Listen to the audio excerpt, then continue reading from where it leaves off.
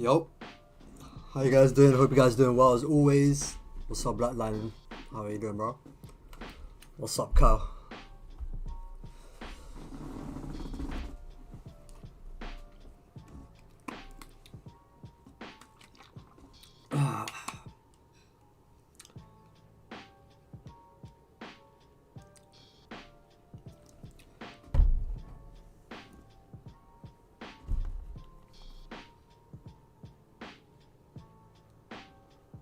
I was actually gonna stream a little earlier, but Liverpool and City were playing, so you know, I had to keep my eye on that.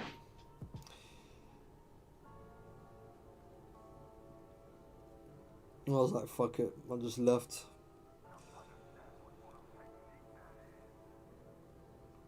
Looks like City's gonna win anyway.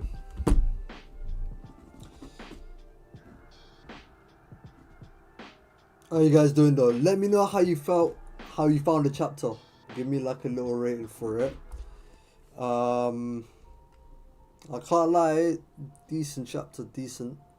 Nothing too crazy. I'll be honest.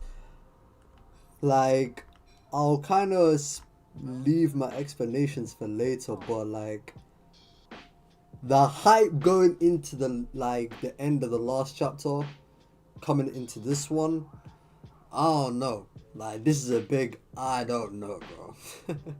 You know what I mean? It's a big I don't know. Brook go handle Emu. Yeah, bro, I saw those memes. I saw literally people putting Brook's face on Vista. Brook's face on Vista and Mihawk is Emu. Shit is dark, man. Shit's dark. 8 out of 10, fair enough. Fair play. What do you guys think about Zoro's plan? Was it what you were expecting? Or did you expect more?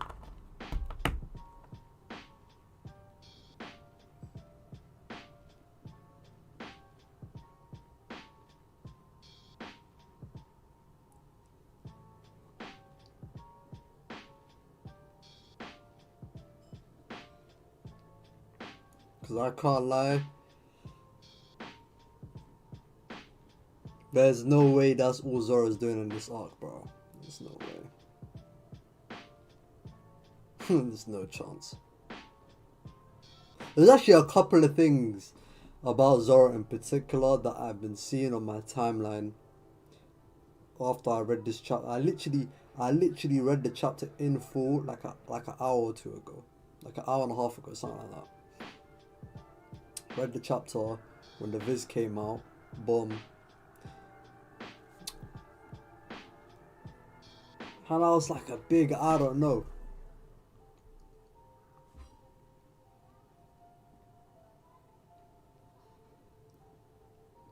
I think that was the plan, like him trying to not get in between the whole in between the giants so he doesn't get reversed. That was the whole plan, and just like beating him up.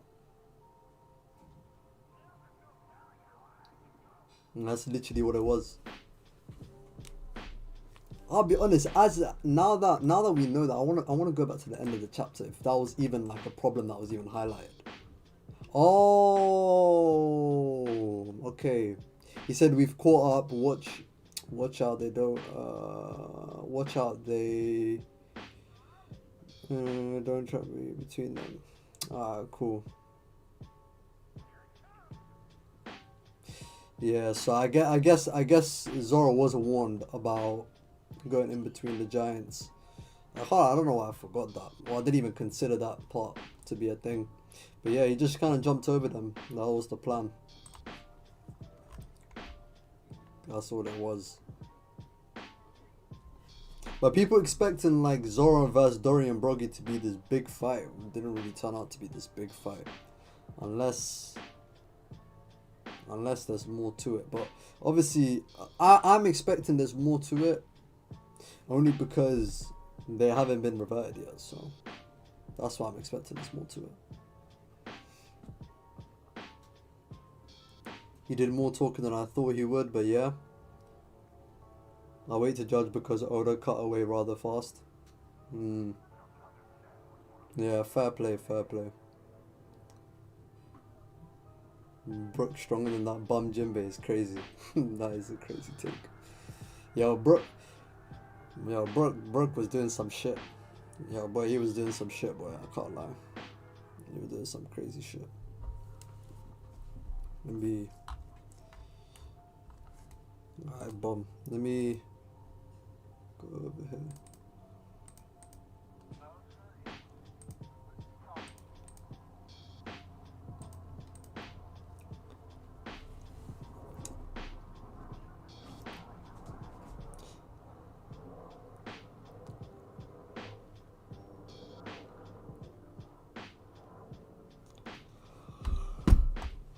Cool.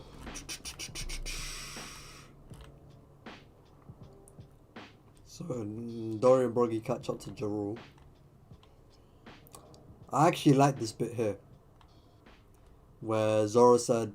Zoro asked them if it's okay for him to cut them up. I actually kind of like that. I can't lie, I kind of like that. I'll be real.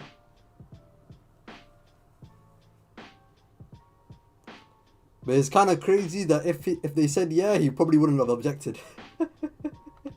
Which I guess he didn't object because literally right after these two giants started tweaking out on Hyrodin and whoever's face is Stansted. Stansted. Yeah, that's his name. They were like, go on ahead, and he just bodied them.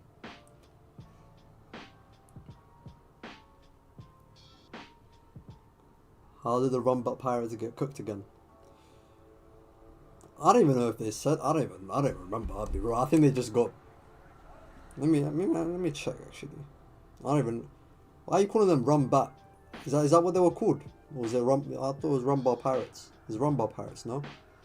Talk about Brook's crew. Brook blocking Advanced Conquerors is crazy work to the Shanks fans that love using the Vista as slander.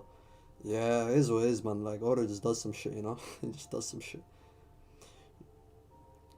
What's crazy about the Brook thing...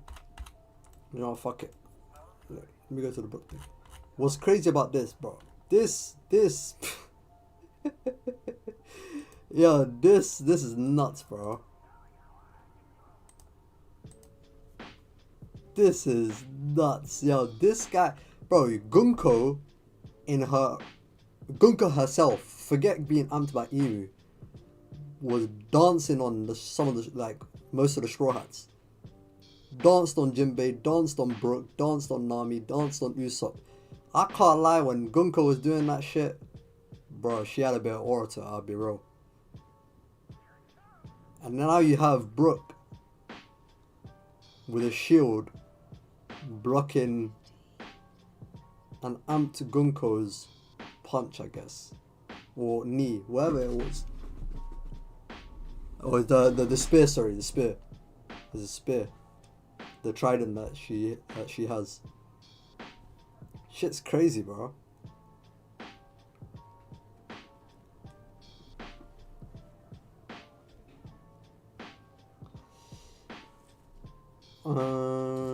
Zage, in this arc is looking more and more like Brook's arc rather than Usopp's arc. You know, I actually want to kind of speak about that. So when it comes to the whole Brook and Usopp thing, what I don't want to see from Usopp is Usopp just becoming a communicator for the themes. I don't want Usopp just becoming a communicator on the theme of warriors' pride and stuff like that. I think that's kind of boring. But I think this is how I see it. Alright? Even though Brook had like he's kind of having more of a developed storyline with one of the characters introduced in Elbaf. I think when it comes to that, I think most people care about things like that than Usopp just being a narrative communicator. Honestly. Like, even if he has a big moment, his big moment, it could be cool, but how is this arc going to be remembered? It really depends. It really does depend on how big that moment even is. And because Usopp's not really that big of, like, he's not like a strong combatant or anything, I don't know how it's gonna like, you know, ride home for people if he's mainly just a narrative communicator with one moment that might have an asterisk on it in terms of like a combat thing, just because it's Usopp. And yeah, he shows his bravery in some cool sort of way. That doesn't, if it's like a, bro, if Usopp just has like a God Usopp moment like in Just Rosa, I don't know if that overshadows Brook having a more of a developed storyline with Gunko. I don't know if it does that, especially because Gunko is literally the host of Emu, and because Gunko is the host of Emu, it kind of stands out more.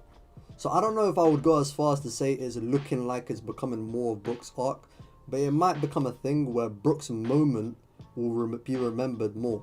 Obviously, that's yet to be seen. That's yet to be seen. Obviously, like, I'm not gonna write off Usopp saying that he's not gonna have a moment that can match up to Brook's developed storyline here, but it really does put things into perspective. What are people gonna remember more? Brook having a storyline with Gunko that's hosting Emu's spirit in her at the moment, or a cool moment from Usopp that might involve some sort of combat moment, but kind of just is a standalone moment that is for his character, but doesn't necessarily connect with what's specifically going on with the antagonists of the arc. I don't know. Like, even if he has a moment with Killingham, I don't know if Killingham is going to be that interesting of an opponent that's going to match up to what's going on with Brook, honestly.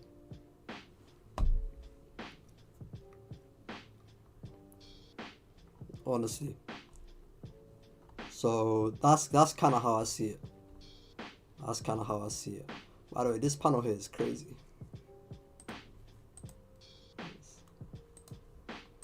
Yo, this guy Oda is gooned the fuck out.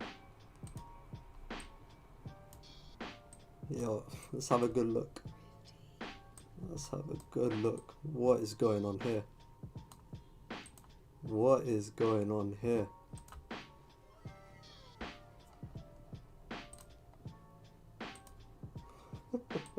What is going on here?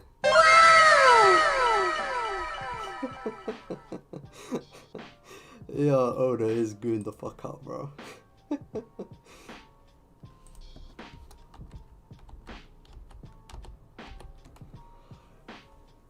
Oh man.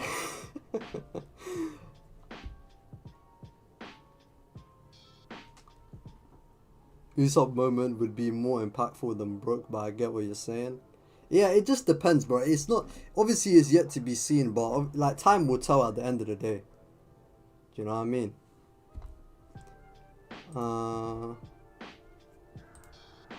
Even if Usopp does get a moment, will it be able to outshine, for lack of a better word, than Brook being a part of the central plot to the future plot? Yeah, I felt like you basically asked the question pretty well. That's kind of the dilemma here, you know? That's kind of the dilemma. And at this point, Brook is starting to he's starting to develop a history of just doing some shit to some strong people. Like, he had that moment with Big Mom when he took the poneglyph, and now he's doing the same thing with Emu. It's kind of nuts.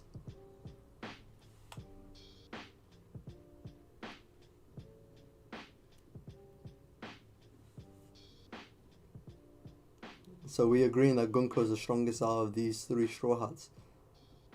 Out of these three Straw Hat victims. I would say Gunko's been more impressive in general than Summers and Killingham so far, probably. Like, I'm not really moved by like Killingham just being able to create nightmares, especially when one of the nightmares was beaten up by what's her face? I don't even know what her face was. By these niggas, bro.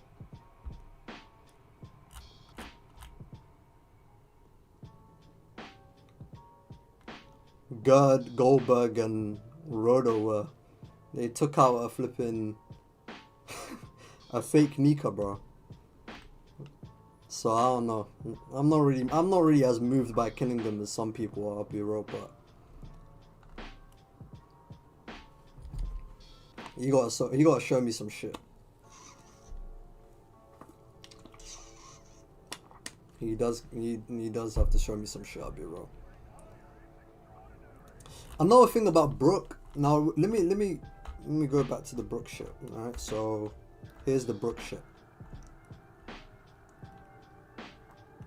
So we kind of spoke about it a lot on last stream, and basically what I was saying in last week's stream was that Brook mentioned in Thriller Bark that before becoming a pirate, he was like he was a leader of a battle unit for a certain kingdom. That kingdom probably is the same kingdom that Gunko was from, right? She was a princess of that kingdom. Brook meets her or whatever. That's kind of like, we kind of fill in the blanks at this point. Brook meets her or whatever. Now there's this whole parallel storyline of like Gunko and Loki, you know, they killed their fathers.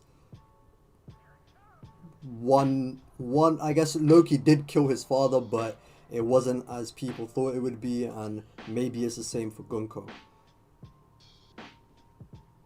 Maybe it's the same, but it's a little strange because if Gunko is the same girl that like Brook met and she should be 80 years old, it's kind of crazy. Like, she was looking like a child 40 years ago in the Harold, or 50 years ago in the Harold Rocks Loki flashback, but then now she just looks like she's in her like 30s or something, or like, I don't even, less than that even. You know what I'm saying? So there's that going on, but what I wanted to say about Brook in particular is this whole thing about him being able to like rock the souls of other people. So Brook is able to wake up kind of like Gunko a bit, restore her memories, and we've actually seen Brook do this a couple of times. Brook, even in pre-time skip, this guy had like a technique where with his violin he could just put people to sleep, and it's actually stated in his Vivicon actually that he can quite literally shake the target soul. So he can play melodies and play songs that genuinely just target their souls, put them to sleep just like that. That one movie did in, I believe it was in the Sabodi arc. He plays a lullaby and puts them to sleep.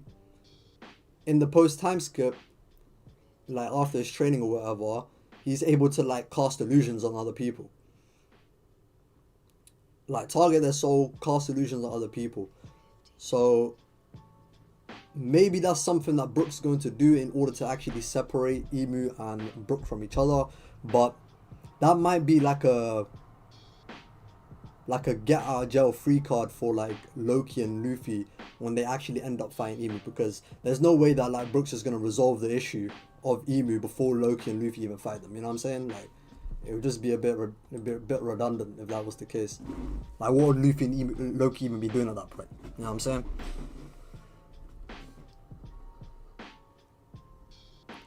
I don't necessarily think there'll be enough time in Elbaf left to try Usopp into a plot thread anyway.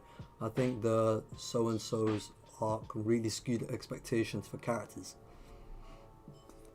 I kind of hear what you're saying, but at the same time, it's like, I think, okay, I kind of get what you're saying in the sense that ever since Wano, people expected certain arcs that seemed like they fit the image of certain Straw Hats for them to have some sort of relevance. So because it was a samurai island in Wano, and Zoro spoke about Ryuma or whatever and Thriller Bark, people thought Zoro would have this crazy built up storyline that's very personal to him in Wano. It didn't really happen that way, but Zoro was very prevalent in the Wano arc. Whether it be in Act 2 when he was with Yasue, shit like that, right? Egghead is a futuristic arc. And I remember people were saying that, like, you know, oh, it's a futuristic arc, it's Vegapunk's island. You know, Frankie in the time skip was training in one of Vegapunk's labs. Like, that should be his arc, and he didn't really get anything. It's more about Bonnie, Kuma, Kizaru, them guys, and Vegapunk. Didn't really end up being that. But I think with Usopp, Elbaf really and truly isn't... I don't think people are wrong to think, okay, this should be Usopp's arc. Bro, the guy's been speaking about Elbaf for how long now? 1,000 chapters ago, they were talking about Elbaf. He sees Dory and Broggy, and they're the representation of brave warriors that he wants to see. They're literally the representation of his dream, what he wants to strive to become.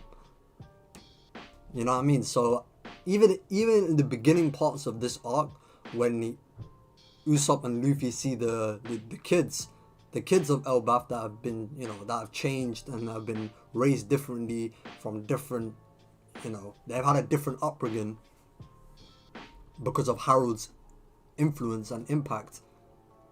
You see their commentary on, okay, yeah, this is not really the Elbaf that I was expecting. This is not really the Island of Warriors that I was expecting. But I guess if they want to strive for peace, it's all cool. Then you have the whole Domi Reversi thing. You have Usopp bugging out about how they've lost their warriors' pride. You think there would be something going on with Usopp and Dory and Broggy maybe. Doesn't really happen that way. Zoro has this moment in this chapter, but we don't even know if that's even resolved or not. I don't think it's resolved personally, but who knows. You know what I mean? And then even when Jiro says his speech, you have Usopp commenting on it. So I feel like Oda is being deliberate in the sense that, like, you know, Usopp at the bare minimum is going to be a communicator on the theme of Warrior's Pride and it being like a step forward in his ambition, him actually going in the right directions that he wants to take. But at the end of the day, bro, like, you still need a moment that's gonna solidify everything. And I don't think people's expectations have been skewed to think, oh, you know, we've been expecting certain Straw Hats to have certain arcs where they're a bit more prevalent than they usually are. Maybe we got it wrong with Usopp in this arc, but I don't think that's the case. I don't think that should be the case. I don't think people have misinterpreted it. You know what I mean? I don't think people have misinterpreted it. If Usopp really and truly is just some narrative communicator, I think it's a bit of a letdown. But that's the thing, like, the Battle of Elbaf just started, so I'm not gonna write him off that early. You know what I mean? And just say, oh, because Brook had this moment here, Usopp can't do anything as good or even better, you know? I'm not gonna jump to that conclusion, but I can understand, maybe from a week-to-week standpoint, you've been anticipating something that hasn't quite happened yet, and maybe as the weeks go on, it's gonna dull your expectations a little bit. But I don't know, just give it some time, and then we'll kind of have a retrospective look on it when the arc is done. That's kind of how I see it personally.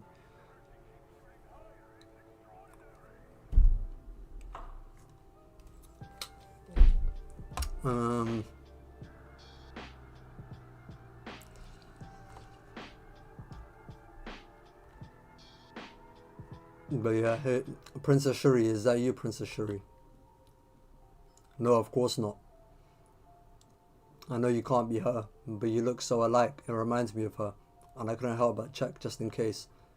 But even if you're not the same person, you must be blood relatives, yes?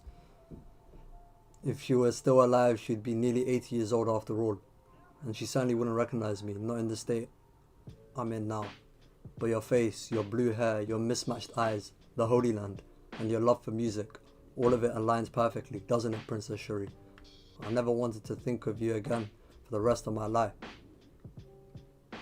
Not the father-killing princess. The life you stole away belonged to the man whom I owe everything. I can't lie, the Holy Land part is kind of crazy. So, like, what is Princess Shuri genuinely was a celestial dragon that Brook met in the past? That island that he was from before, I don't know it. I don't know.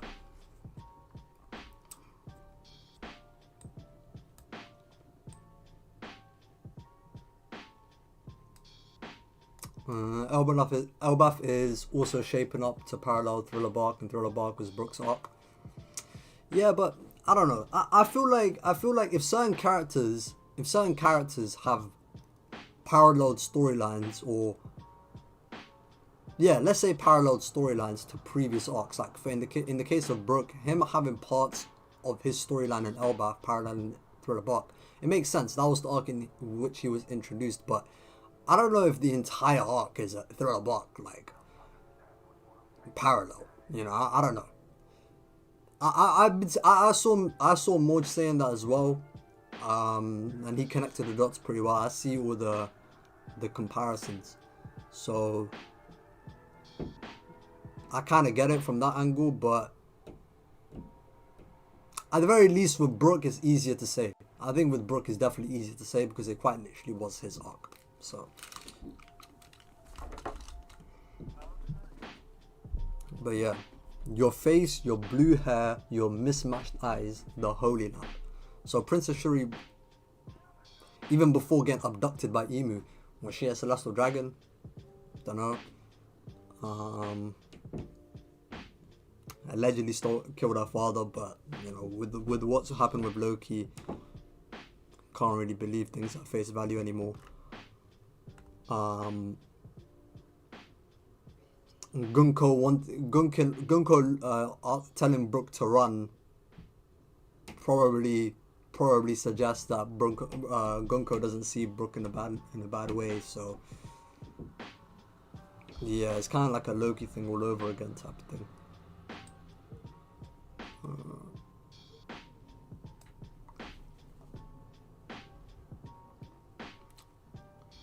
Also, does Gonko have the same covenant or contract with Emu as the Gorosei, since the Holy Knights age and the Gorosei do not? Potentially. Like, potentially. I was thinking that as well. It's like, clearly Gonko aged. I mean, we don't really know when Gonko got the covenant, but whenever Gonko did get the covenant, I don't know. If Gonko got the covenant at the, you know, when she looked like this, let's say, when she looks like the way she does in Elbaf, then maybe we can say that. But if she got it when she was like younger, back in, actually she didn't though, she was a devoted blade, so I guess it was after God Valley when she got a higher covenant. I don't know.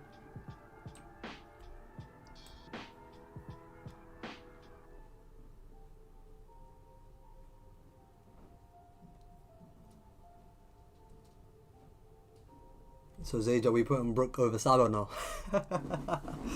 Yo, that's crazy.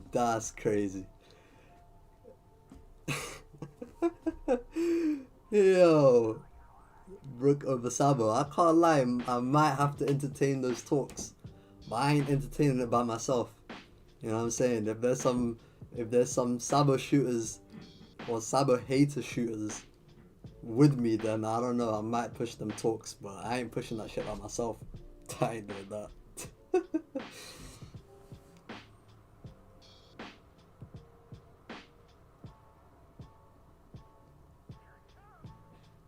What the hell was Lily for? What the hell was Lily like for Emu to have an obsession with blue-haired women 900 years later? That's a good point.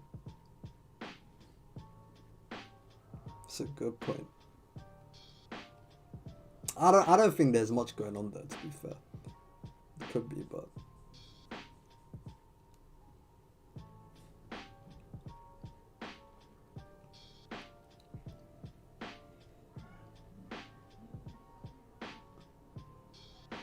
who else thinks Emu's arrow tail that clapped Sabo is connected to Gunko's ability? Huh.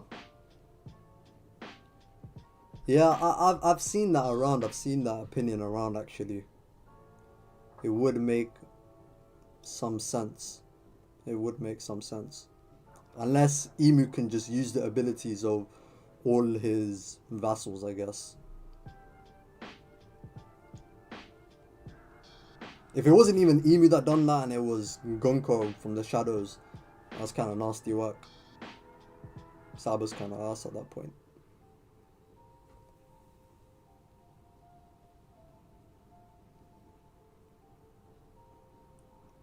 And I don't really see why Emu would take over Gunko's body just to attack Sabo when Emu's literally right there. It's not as if it's like he needs to transfer his soul to another body to fight Sabo. Or maybe he just can't fight, but I don't know. Who knows? Who knows? Maybe he just can't fight, he needs another body to fight. Who knows?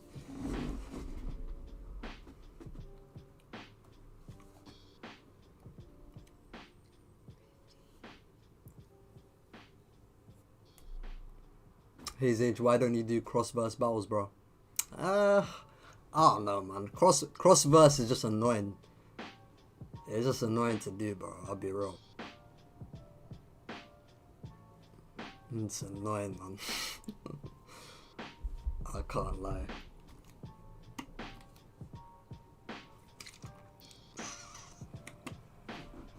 Like, there's lots of people that do that anyway.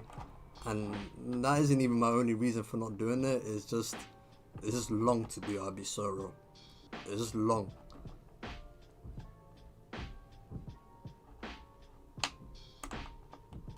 Like inverse, I'd rather do inverse for any story I cover, really and truly. For any manga or anime I cover, I'd rather just do inverse. I think it's just more interesting. That's me personally, though. At the very least, like, it's just easier for me to do. If I'm being so real, it's just easier for me to do. Cross-verse is just going into a whole other bag that just becomes problematic. Honestly, it just becomes problematic, bro.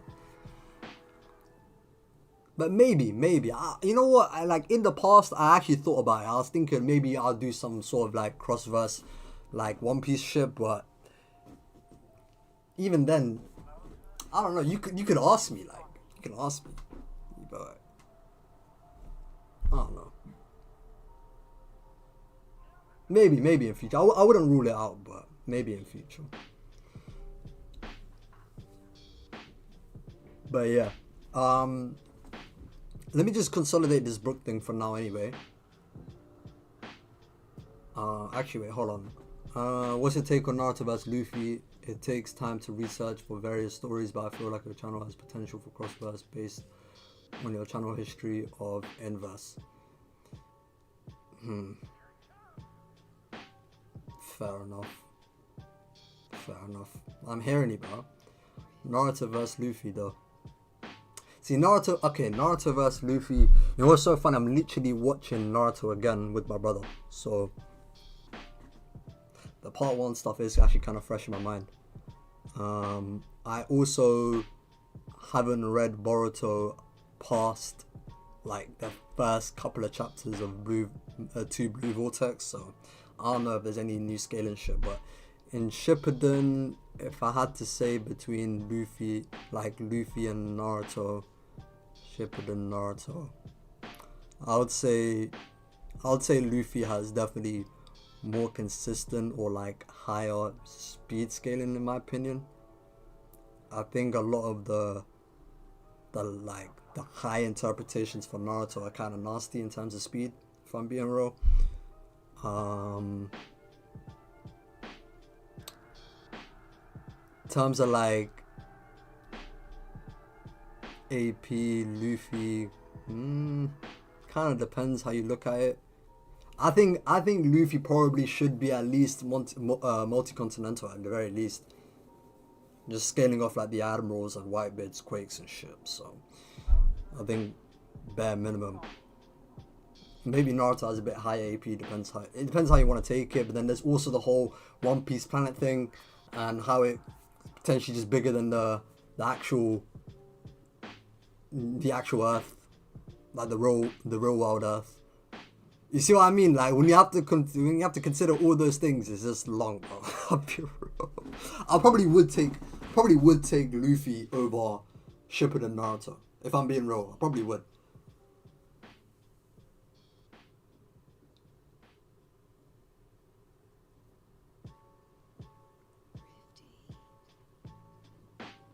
Boruto stuff is just a whole nother kind of words that I'm not really confident in really saying.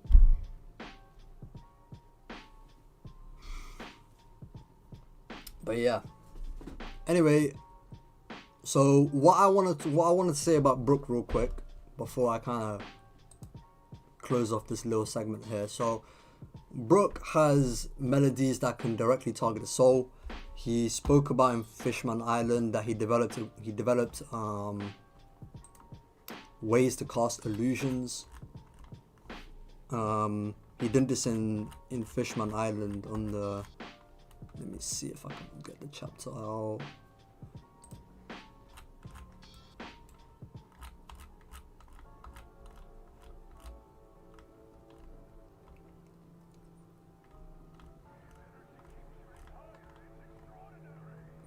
Cool, so this is what Brook says. Over the last 2 years, I finally discovered the true power of the Revivi fruit.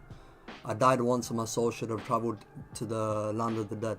But in order to remain in the world of the living, my soul must expend an enormous amount of energy, almost that of a living body. By playing music, I can rock the souls of others, drawing them into my world and even showing them illusions. Once removed from my body, I found my soul was visible to others. I truly do exist in the world of the living. That power keeps me alive in this world. The power that keeps me alive in this world is not organs, flesh, or blood. No, it is my soul. It's not just that, but also you have earlier on. Let me show you that moment I was talking about where he actually cast that illusion. So, and I think I'm expecting something like this for us to see something like this again. So you've probably seen this on my community tab when I posted this panel. So this is the new Fishman Pirates. These guys are fighting. They have their arms up. Brook does party music, and then he puts these fishermen into an illusion. Welcome to the festival night. They feel like they're dreaming. Brook tells them to shoot those fireworks into the sky. They shoot their guns into the sky. So you see, this is the illusion that was cast. You have Brook playing the music over the moon, which was kind of funny. So it kind of looked like some Nika shit. Drums of liberation, music of liberation. You kind of see what's going on there. And then after he does that, he cuts these people. He cuts them with a quick slash. So Brook doing a thing where okay, not only against Emu or Gunko is he able to like reawaken Gunko's memories, but if Emu is going to suppress those memories, then Brook might have a moment against Emu where he targets Gunko's soul, able to put her in a dream or an illusion that wakes her back up.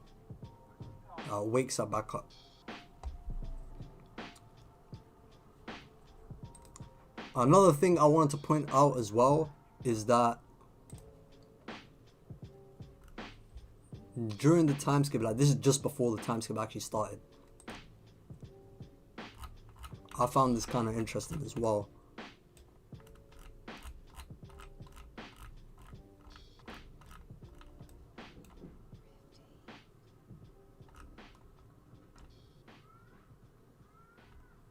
So Brook captures these long arm bandits, and this is what this guy says. I don't know why, but when I heard your music for the first time, I suddenly felt like I was bursting with courage and the warrior spirit. So I picked up a weapon and fought for the first time in my life. This guy Brook was playing music that invigorated people's spirits and made them want to fight even though they've never fought a day in their life before. They've never fought a day in their life. Brook is literally playing music that makes people burst with courage and a warrior spirit. And what did we see with Dory and Broggy? When they became Domi Reversi demons, Usopp is saying to them, what happened to your warrior's pride? Similar thing you can say for Harold. Harold lost his warrior's pride. He took the covenant of the Celestial Dragon, sacrificed his warrior's pride for what he thought would be the betterment of Elbaf, but was being used. And you have Gunko, whatever her storyline is going to result and conclude with, she ended up becoming a pawn to Imu in one way or another. And Brook having that connection with Gunko can not only shake up her soul and her memories, because obviously the connection that they've had in the past, but also he can also play music that can fill them up with the warrior spirit that can essentially bring Gunko back. So that's kind of what I'm kind of seeing. Maybe it could be a thing where Loki and Luffy are fighting Imu, and the challenge is very, very great, but it's gonna take Brook forcing Imu out of Gunko by playing that music that can bring back her warrior spirit, for lack of a better term, so that she can get her own will back. That's kind of what I'm anticipating.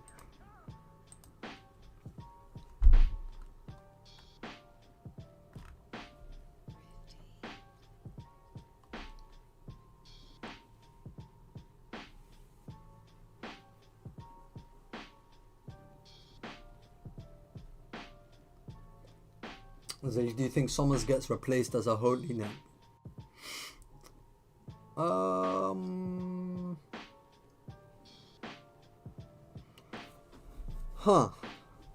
I think we should expect at least one of them, or maybe actually all of them, low-key. Maybe all of them low-key get the Saturn treatment. I can't lie, there's too many of these regen merchants anyway, bro. Maybe like this is Oda's way of just dwindling the Celestial Dragons roster, honestly. Yeah, they fuck up here. They fuck up here, Emu's just gonna send them to the underworld, bro.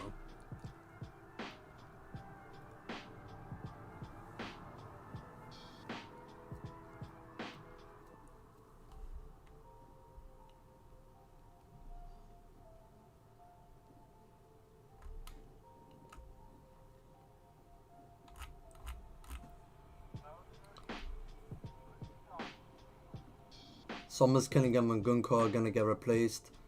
Plus they need one more. Seeing they wanted to replace Loki, so we're gonna get 4 more. Damn. I don't know. This is the thing, like, what's the point? I mean, I'm not really opposed to it, but like, bro, there's so many of these holy knights, and you have the Gorosei already. Why can't it just be a thing where Emu just X's them off, just get rid of them, but then doesn't find a way to replace them, just so that the cast is a little bit smaller to deal with? I don't know. Where are you gonna even get these extra holy knights from anyway? If they were that desperate to go to Loki to recruit him, it doesn't seem like the Celestial Dragons have many options.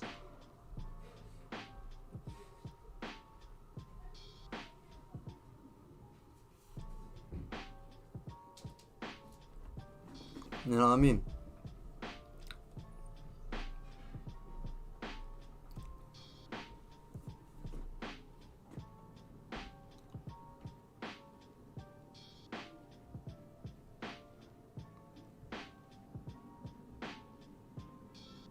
We don't know yet. We've all seen Emu is obsessed with women. I don't think she's getting replaced.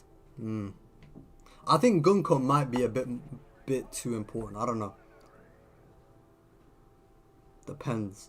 Or maybe she's just important for this arc. It really does depend, honestly. If Gunko is innocent, she didn't kill her father, or okay, here are really truly the options. Gunko killed her father, but it's a Loki sort of situation where her father was on some crazy shit that needs to get packed up, or Gunko was being manipulated by Emu, or really and truly she just killed her father for whatever reason. But the latter doesn't really make any sense, because if Gunko's looking out for Brook's well-being, telling him to run, it doesn't seem as though Gunko is some evil girl or anything. It doesn't seem like that's the case. So it does seem like she was either manipulated or her father genuinely just needed to get packed up. He just genuinely needed to get packed up. It could be a thing where Shuri's father, the guy that Brook owes his life to apparently, is not the guy that he thought he was. Maybe he's not like Harold. He's not like a wise king like Harold.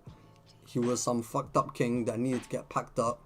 Brook only saw the good side of him, and he was actually a detriment to the people of that kingdom. That could be the case. He was doing some backdoor dealings with the celestial dragons, or it could be a thing where even if that kingdom was all benevolent and shit, it could be a God Valley type thing again. Not in the sense that they're doing a hunting game, but in the sense that the celestial dragons are taking advantage of some sort of resource or whatever's going on in that island or that kingdom, and has somehow been controlling that kingdom or some shit. I don't know, bro. There's obviously a lot that could happen because there's so little to go off. Like we don't know anything about this part of Brook's past. Like we're literally just throwing darts at the wall and seeing what sticks at this point. We don't know. You don't know. It's hard to tell. Since we've met the rest of them current day, I just hope it's not the same guys from God Valley like Mafi. The Holy Knight's showing in God Valley was abysmal. Maybe we get Swordsman Holy Knight. Oda has me clutching at straws. I kind of get it, but at the same time, it's like the Holy Knights from God Valley are probably not as strong as they are today. They're probably a bit stronger here today. Probably. If I had to guess, at least. If not, they're similar to what they were back in the day. And even if that is the case, bro, they're going up against Whitebeard, Roger, Rocks, Rayleigh. Like, who cares, bro? Like, these guys are just way stronger than opponents that are going to be dealt with by who?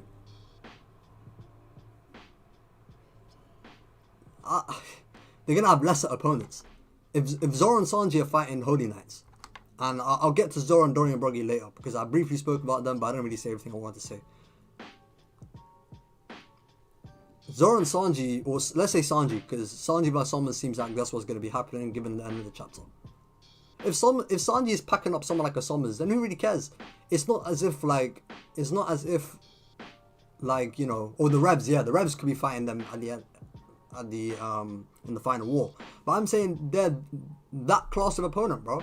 Sanji can pack up Summers, cool, he can do that. But it's not really a bad look on them if they're getting packed up by, like, legends. You know what I'm saying? Literally legends of the game, bro. They're literally getting packed up by legends of the game, making look like they're made to look trash by legends of the game. It is what it is. Like, when Odin got sent flying by Roger's divine departure, like, he was a lot weaker than Roger was, but he wasn't trash. You know what I mean? Like, I kind of look at it from that perspective. It just depends on who they're going to be matched up against. They're going to be worthy foes for certain people. They're just not going to be worthy foes for genuine, like, the top of high tiers or low top tier or top tier people. Well, they're not going to be relevant for those guys. So, kind of is what it is, but you need opponents for those middle bracket type of characters. The Revs, whoever, Kid on Raw maybe, who knows. I'm not saying they're middle of the pack characters, but you know, you kind of get what I'm trying to say.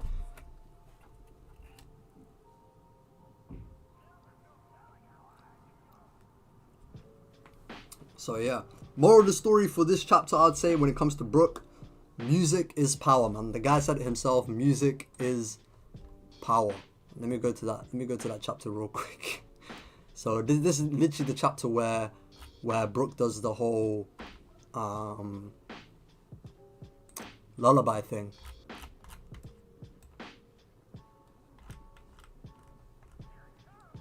This is the flying fish pirates or whatever they're called.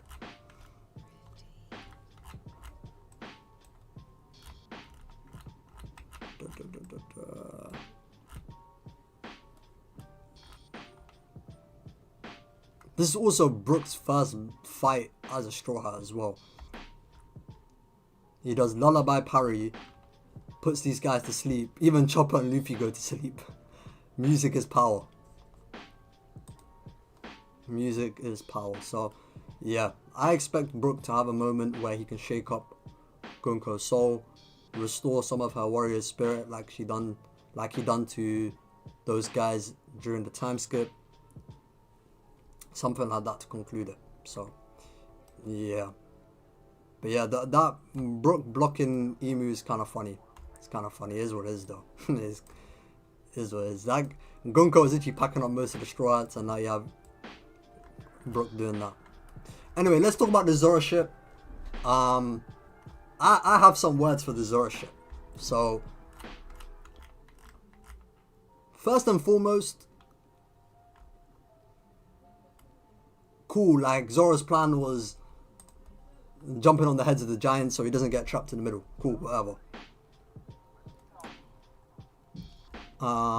This moment where he considers Hyrodin and Stan said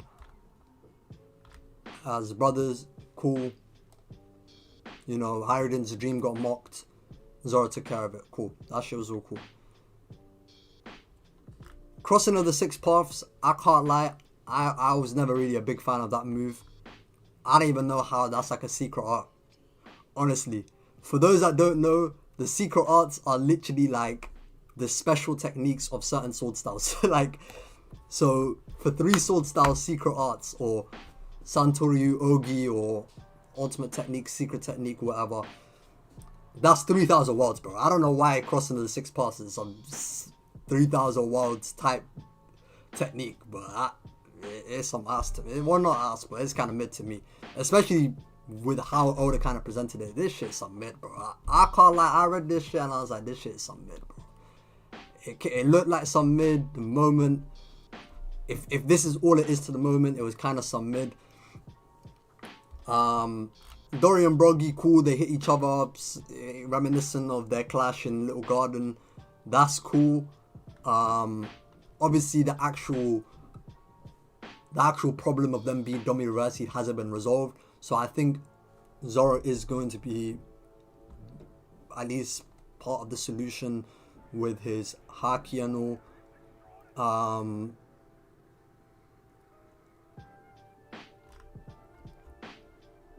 Zoro kind of got trapped here because he's kind of falling in between them after he done that move. So I guess we'll see what happens after he got cut away. But there's a couple of things I want to say about this. Outside of the way it looked was kind of mid, but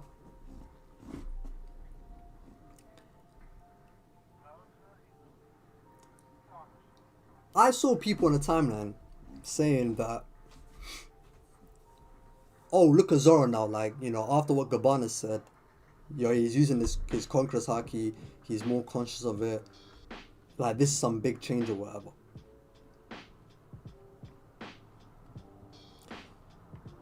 I don't see it. First of all, if this was the moment in which, like, you know, Zoro was going to start this development with Conqueror's Haki that people were expecting after what Gabbana was saying about Zoro's Conqueror's Haki, this definitely didn't look like it. It definitely didn't look like it.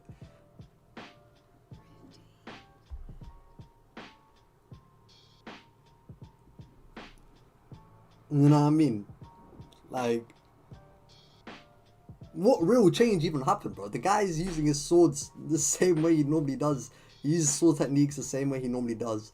And I can't lie, I was kind of like suspecting, like, in a not necessarily a negative way, but I was kind of really hoping that Gabbana's words of Zoro not being aware that he was a conqueror and so on and so forth didn't amount to some bullshit where, okay, Zoro just now knows he can use Conqueror's Haki, so he's just more conscious of what he was doing before, so he just repeat what he was doing before with just more consciously without having some sort of major impact at all.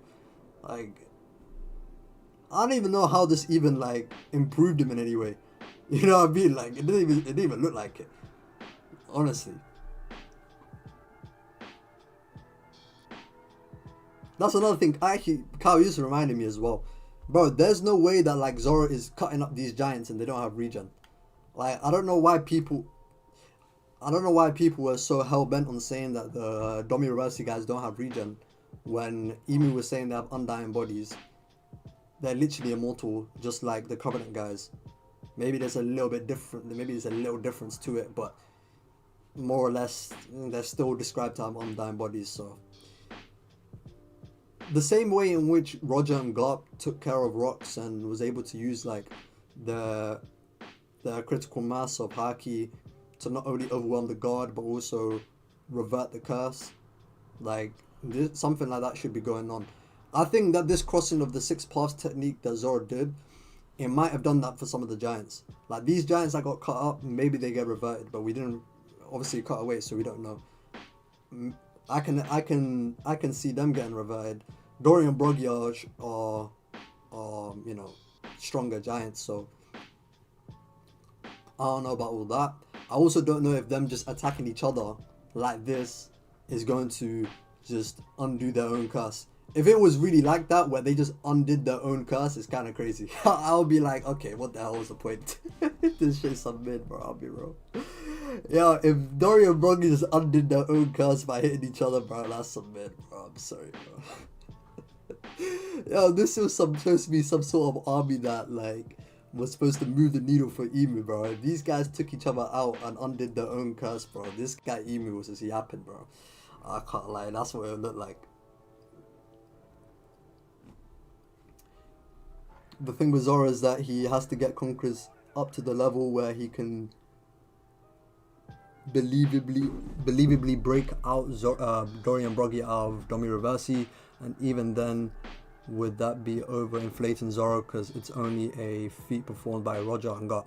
Yeah, but it's a feat performed by Roger and Garp against Zebek. Like, Zebek being Domi Reversi is obviously going to be a much bigger deal than Dory and Broggy. It's not really the same. But like these fodder giants got Domi Reversi. Like, Zoro being able to undo that curse is not some sort of like unbelievable feat. Like, wow, it's just so astonishing that the guy can undo Haki abilities. Wow, like I haven't seen that shit before. Like, we've seen that shit before time and time again in the post-time skip. Do you know what I mean?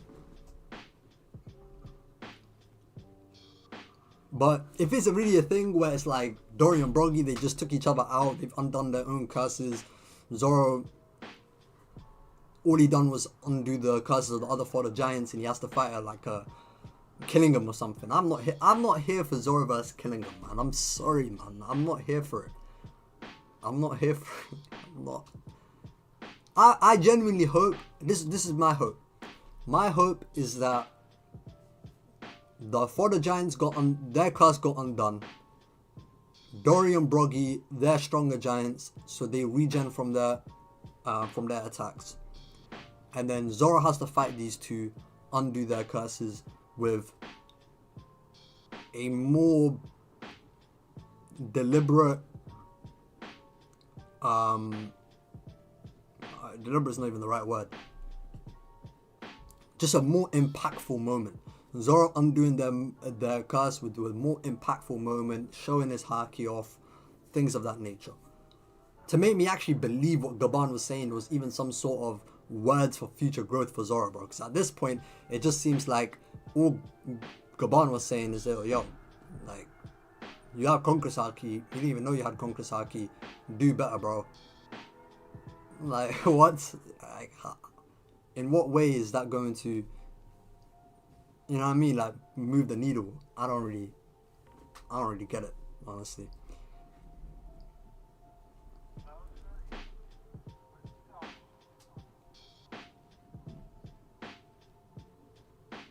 Emu blew off Dory's arm, so him getting it back shows they still got it. Yeah, but Emu blew off Dory's arm before he Domi reversed it. So I saw people saying that because it happened before it, then yeah, like, Dory can get his arm back. But even then, when he got his hand back, it's not like it reattached. Actually, in this chapter, it kind of looked like it just got reattached. Did it look like it got reattached? I don't know. But I'll go to the chapter I was referring to, where we saw it. I think it's... Yeah, you have... Look, if you look over here, maybe there's another angle that's easier to see. Okay, let's go to this part. So, his left arm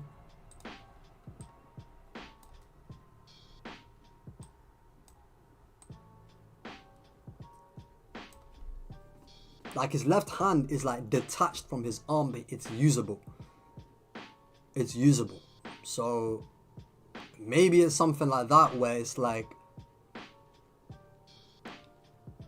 like Dorian Broggy and the Domirasi guys, they can get cut up, but their limbs or their body parts will just not be fully reattached, but they'll come back together in a usable way. Even then, it's still a former region. You know what I mean? Still a former region, but let me actually look at his left arm here. You can't see it from that angle. From this angle, can't really. You know what? Let me. I hate to use the TCB because they're not really that clear either, but the scans are not that great.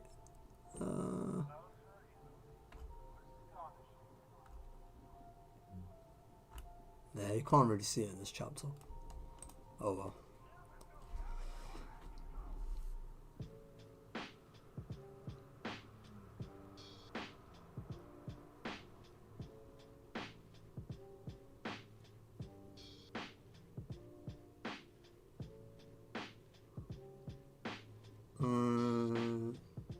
Zage asked you a question. Is Mihawk's eyes red? Yeah, Mihawk has red eyes. Yeah, you can see it in like the color of the manga, or the I guess the volume covers.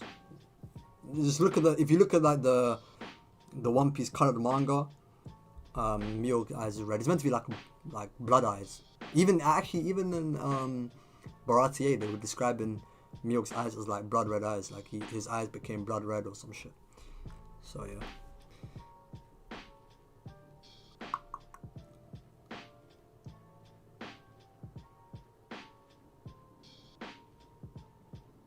Zoro used the power of friendship to get Dorian Broggy out of their Domiverse state. Well, that's some bullshit, bro. Hopefully not. Hopefully not. Zoro doesn't fight both of them. Bro, Logia, bro, you better hope he doesn't fight both of them.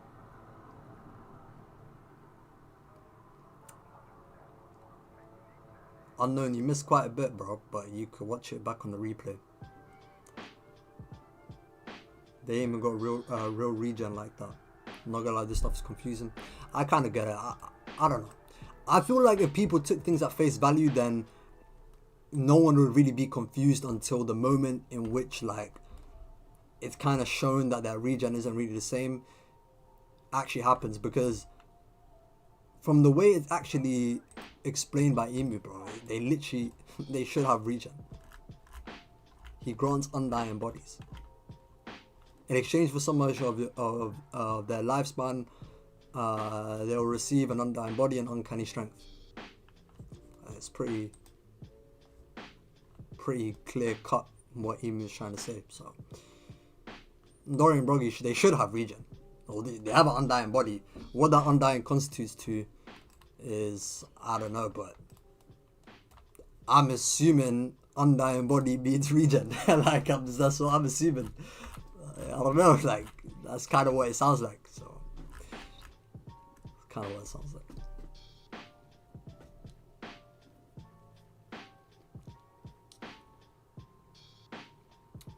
Luffy and Loki vs Emu, Gunko, Zoro vs Kenningham, and Sanji vs Sommers. Or Fraudmers. Bro, I'm not here for Zoro vs Kenningham, bro. Miss me with Zoro vs Kenningham. Give him to Usopp, bro.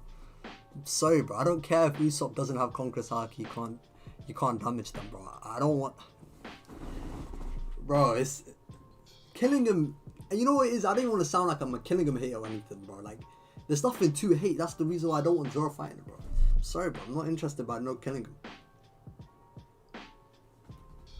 But then Killingham has the Covenant, so I guess he needs to go up against a Conqueror's Haki user. It's unfortunate, man. It's unfortunate. Or Zoro can do both. Look, if Zoro fights Dorian Broggy and fights Killingham, fuck it, bro. I ain't complaining. I'm not complaining. But I'm not really that enthused by Zoro fighting Dorian Broggy, having some Mickey Mouse moment where they undone their own curse. He beat up some fodder giants and then he fights Killingham afterwards. Killing him is a beast. Bro, what beast? I mean, he looks like a beast, yeah? But this guy is not a beast, man. Sorry, bro. Guy's got no aura, bro. Look, this is the way I see it, bro. If there's no aura, bro, why am I like... Why don't I want one of my favorite characters to fight him? He's got no aura, bro. I'm sorry, bro. Killing him has no aura.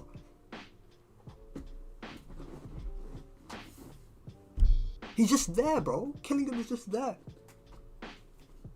At least Summers, he has a bit of a personality, you know? Like, killing him, no aura, bro.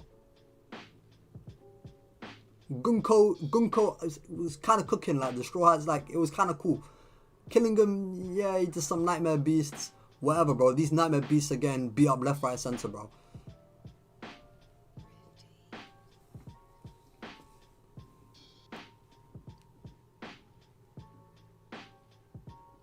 I'll give this to him though. Like, killing him, yeah, he has a decent design. Like his hybrid form is decent, bro. I kind of like it. Other than that, the guy's got no aura, man. I'm sorry. I'm sorry, bro.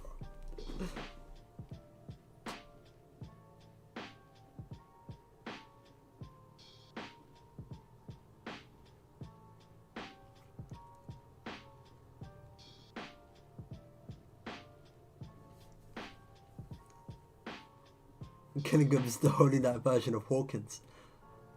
I don't even understand where that comp comes from, bro. What? What is that comp? What is that comp?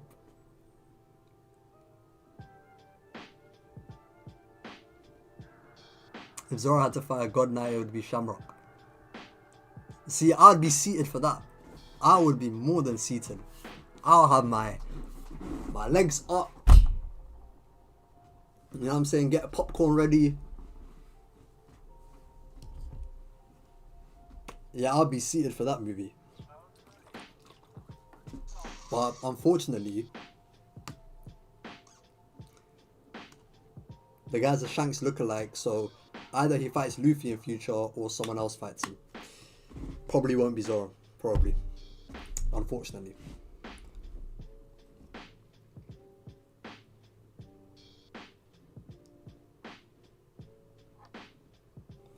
I think with Killingham vs Zoro, a lot of people want that as a way for some exposition about Mihawk based on what Zoro said to S-Hawk on Egghead.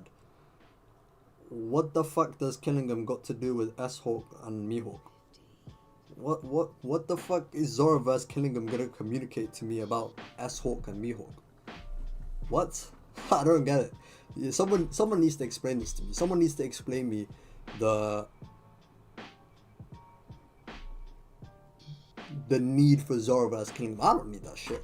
I'll probably rather Zoro go without a real fight than fight Killingham, bro. I'm sorry, bro.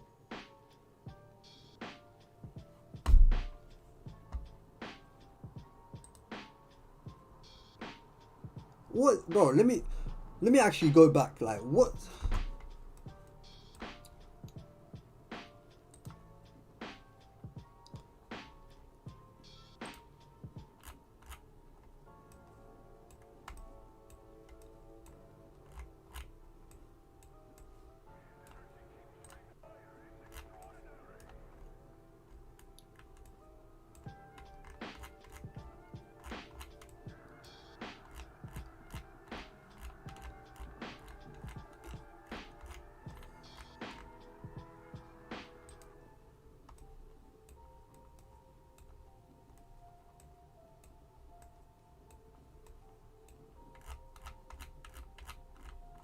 But what does Killingham even do, bro? I'm trying to look for a Killingham moment. What does this guy even do?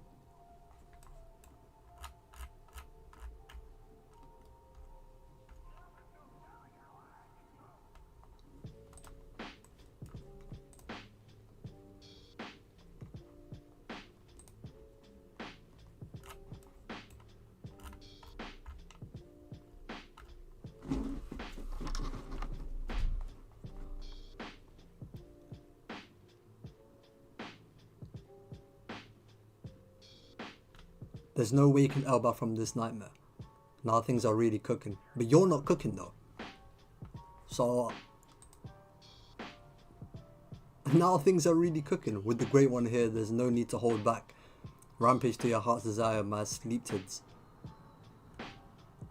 Remember Elbath, you created these monsters yourself.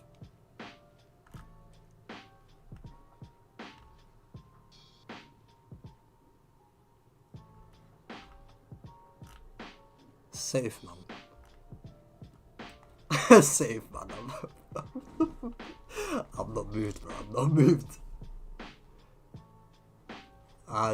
Go on, jump up, Logio. Go on. Join the VC.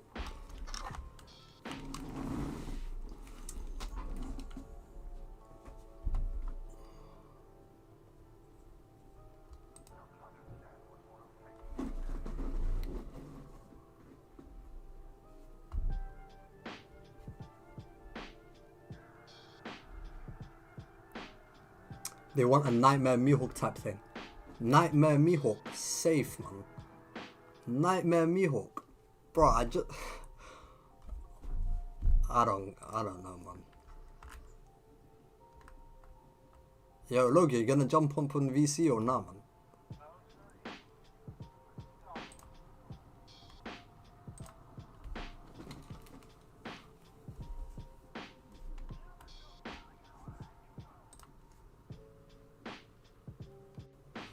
Bro, I'm sorry, man.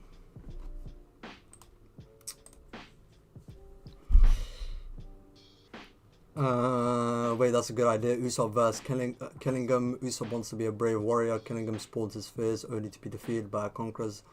But let's be real, half the Destroyers don't use regular haki. Yeah, bro, let Usopp fight Killingham, bro. Like, you know, conquer his fear, become brave warrior. That's cool, bro. Like, that's cool.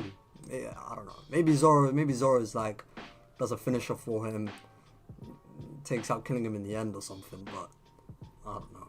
Other than that, it's a theory that Killingham makes a nightmare monster of Mihawk for Zoro. What? Where do these ideas come from? Can Zoro fight a top tier now? He has the ability that only a handful of the very strongest, and uses it against a gimp suit dinosaur, a cat, and some old bum. Oh, I hear it, man. I hear it. It's desperation for Mihawk content at the end of the day, bro. It's safe, man. I don't want this Mihawk content to come in the form of Killingham showing a nightmare, bro. I'm sorry, bro. I've had enough. I've had enough of this shit. I've had enough. That shit's some ass, bro. The fuck? Nigga telling me about a nightmare Mihawk, bro. Fuck. Fuck out of here, bro. Nightmare Mihawk, bro. No, yo, just wait till end the story, bro. I'd rather Mihawk show no feats until he fights fucking Zoro than have a nightmare Mihawk just to have some bullshit hype in this arc, bro. I'm sorry, bro. I ain't here for that shit, bro.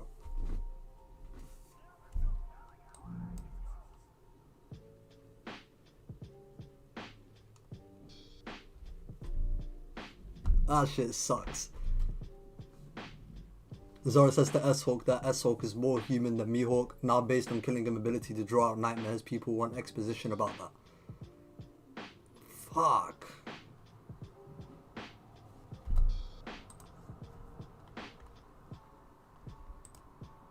Ah, one sec.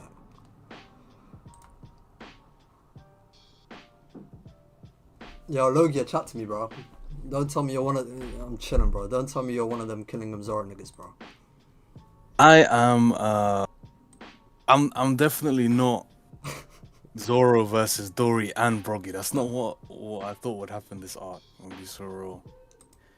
Especially, you know, I know you reread Little Garden, so... Yeah. I just felt as though the obvious matchup was Zoro and Sanji versus Dory and Broggy. Zoro fighting both of them is just a bit... I don't know, man. To me, that seems weird. What would you? Okay, but then what about Sanji versus Summers? Because I don't really speak about that part in the chapter, Yeah. but like it seems like that's what's gonna happen. It does seem like that's the matchup, but okay. Yeah, I'm not gonna. All right, what do you think about last chapter when Gaban said not Gaban, some fodder giant, one of those giants who's not actually fodder. He's got a name. No one knows his name though. He said something like, "Oh yeah, we'll find a way to trap them and beat them up even if we Yeah, yeah, can't yeah, really." yeah, Do you remember that? yeah. Do you think there's a way they can beat Summers without Advanced Conquerors? Well, as in like trap. I was saying that last week as well. Like some sort of way to like trap him, like similar to like what they done to the Yeah. Seraphim, where they just put him in Yeah, a bubble. exactly. Yeah, Seraphim is the perfect example because, as far as we are aware, They the can't. only thing that really worked here was Zoro's Advanced Conqueror's Haki, and them man all got put in bubbles. Yeah. So, but yeah, they couldn't damage the Seraphim, but they can get rid of them by like just Yeah, trapping them in the bubble. I don't yeah, know. I don't know because the thing is with Summers, I think he's just too Sanji coded for that fight not to happen. he is, man. He's just way He too is too Sanji. Sanji code, You know what I mean? especially with his thoughts on the concept of love and all of that stuff. Yeah. But then again, look, man, Robin is there. Robin So is no, but Robin, look, man, I think this could be a chance for Robin to show out, man, because she's the only one that's still trapped. This is the direction it can go. Either, we're gonna get misogynist Oda, Robin is the damsel in distress, Sanji's there, and it like burns his passion even more, and that makes him unlock Advanced Conqueror's Haki or something like that. Or they get rid of the thorn somehow, Sanji burns it or something, I don't know. Or maybe he weakens Summers enough to fucking, free Robin, and then Robin just like snaps his neck repeatedly until they can just, you know, find a way to restrain him. I don't know, but I feel like Robin, with the whole flowers versus thorns, there's something there, something is cooking, and then their whole interaction before, the flashback, where they literally like faced off. yeah. You know what I mean? Yeah, but Something might be there for because they Robin. but because they faced off already and Robin couldn't do shit. Why is she doing Yeah, shit run now? it back, man. Run it Run back it and back, do bruv, what? with Sanji's help. So it's gonna be a 2v1 against Summers. Look, it could be a 2v1 against Summers. Maybe they deal with him quickly. After that, Sanji, he goes off to fight Dory or Broggy. You know what I mean? I see what you're saying. I just think, okay, you see the whole damsel distress thing that you said. Like, funnily enough, literally Yeah. on Wano, you had that Robin and Sanji moment as well, where Sanji couldn't do Yeah. shit against women and relied on Robin. But now the roles have Yeah. been reversed, where, Robin's trapped by the thorns. There's a I forgot. villain. He's actually the perfect counter to her, isn't it? Yeah, bro. That's what I'm saying. Yeah. Like, it's kind of like the roles have now been reversed. You know what I'm saying? Like, Sanji Yeah. relied on Robin, now Robin's relying on Sanji. So Yeah. and if this is gonna be the fight where Sanji awakens Conqueror's Haki and advanced Conqueror's Haki on top of that, I don't really think it's gonna be like this brief fight where it's just Sanji, Yeah, just it has sweeps to up be the trash. something with You know depth what I to mean? it. But, Yeah. yeah, because it has to take Sanji a bit of time for him to not only awaken his Conqueror's Haki but infuse it as well. Do you know what I mean? Yeah, There's gonna be yeah, parts that's where it's true. failure. Like he's gonna be trying like Diabe Jambe, that doesn't work. Ifrit Jambe, that doesn't work. He has to think about what Gaban said. Okay, what am I? He has to have like a moment that reflects who he is as a conqueror, whether that be Mhm. protecting Robin or something. You know what I mean, bro? Like something. It, You know what I you know, mean, you bro? know, yeah, some people say, I forgot the reason why, but people are saying that this arc has like some similarities to Thriller Bark, Yeah, yeah, yeah. especially with like Usopp potentially fighting Killingham, and there might be a parallel there with the Perona fight. Yeah. Um, but this could also, there could be some similarities with the Sanji versus Absalom fight, because Nami was there. Nami was the damsel in Yeah, distress she was the damsel. during that Yeah. fight. And now it's So and Absalom and Summers are kind of similar, bro. yeah, they are. Yeah, they Like, are. You know what's funny, Zage? I was listening to your stream, yeah. yeah. I was listening to you talking about Killingham, and he said, "Man, at least Summers is a little bit interesting." Are you noticing the shift that people are having on Summers? Have you noticed that in like What? the last week or so? I don't know. There's a lot of people just like Yeah. What about it? hating on Summers, and I think it's because he's a potential Sanji matchup, man. I don't like him. I'll be real. I think it's the same thing that happened with Queen. When Queen got Yeah, first introduced, Queen was kind of a funny guy. Yeah, he kind of had like an enjoyable personality, even though he's a bad guy. You know what I mean? Like he has yeah, a goofy personality that people can vibe with a little bit. You know what I'm saying? But I think the Yeah. joke just got old. Like I think as the time I think as time went on, people just became less interested, or they're not really as moved by that gimmick anymore. You know what I mean? And it's Yeah. not just that with Summers. With Summers, he got turned into Jack, bro. He's been like a punching bag by everybody. And I'm not saying that's necessarily a fault for him, because he's gone up against like who Gabon, who's like a top tier, Rayleigh a top tier. You know what I mean? Like, cool, Yeah. he's getting beaten up by people we expect him to get beaten up by. Do you know what I mean? But like when you look Yeah. trash, you are trash. It's the same thing that happens with Garland, bro. Garland had all this aura apparently to people, and then this guy gets thrashed by rocks in the flashback, and now you have even the Garland fans, some of them, you know what I mean, trying to Yeah. disassociate Shanks from his dad. I Which is, just I, you I know what I just don't mean? like why I don't like it, man. The way people are hating on Summers just because he's a little bit how should I say it? He is somewhat incompetent, but at least it's funny, man. It's funny. That's what it Yeah, is, though. he's alright, bro. I was rereading most of Elbath. I didn't finish the reread. I can't lie, but when someone's got introduced, he was cool, man. Like he was kind of funny. Like Yeah. he had a bit of an enjoyable personality, to be honest. But I think it's mainly, you know how this community is, bro. With you interact with part of the community that talks about these like the agenda and shit, you know what I'm saying? Like the fights or whatever. So when Mm. Summers is getting tossed around like a punching bag, bro, what are people gonna say, bro? Summers a bitch, But bro. you know That's what's just the, funny though? It's not it's, even the Gaban thing and the Rayleigh thing. People didn't stick it on him for that, man, because that's a given. It's Gaban and Rayleigh, bro. This one little chapter where he accidentally threw the giant thing yeah, yeah, yeah. onto the boat. People are acting like this guy is the second coming of I'm not gonna say who, man. We're on YouTube, but you know what I mean. Like Of who, bro? Give me I, a clue. Give the me- mustache man. You know what I mean? The way how people are hating on this guy is like, all right, man. He made a mistake. It is what it is, bro. Like it was funny. It was comedic relief. Like, can we just let go of it, Yeah, bro? yeah, yeah, yeah. Yeah, As he deflected the Nika and hit the ship, like yeah. it forward his own plan. Nah, I hear it. I hear it. I don't. I can't lie, even when I read it, I didn't really think too much about it, to be honest. It was kind of funny, but that's what I'm saying, bro. Like you interact with most of the community that just goes on about agendas. You know what I'm saying? So like all these moments of incompetence or getting tossed around like a punching bag, it adds up, bro. It adds up. Yeah. People are not gonna latch onto Nah, I him hear it. just being a bit funny. I don't think, and maybe yeah, obviously for some people it is the fact that he's probably gonna be a Sanji matchup. You know what I mean? And Wastemans, you bro. know what I Let's mean? be real. That's what it's about, man. Yeah, it's part. That's I what it mean, it's comes down definitely to. gonna be part of it. You know what I mean? It's definitely gonna be. It's the same thing with Queen, bro. Queen did some stupid shit where he fired his own laser on himself. You know what I mean? Done some stupid shit. What was it? Yeah. He sent the command to fire the thing Yeah. on himself. He done it twice, man. That He done, idiot. he done it twice. You know what I mean? It's a silly shit. I can't lie. Sanji just goes up against these kind of goofy opponents. It's I not don't really. mind, It's not man. the. I'm here for that. I It's don't not. mind either, It's bro. nothing new to me. Yeah, it's nothing new to anybody, bro. Like we've seen the story Yeah. before. You know what I mean? But I think that's what So it you is. wait, 1 second. Why are you so against the Killingham fight, bro? Because Killingham is spawning in huge monsters. Like these things are making Loki look tiny. Like don't you So think that's a what? little bit I don't. exciting? I don't care about some huge monster. The fuck! I already saw Pika.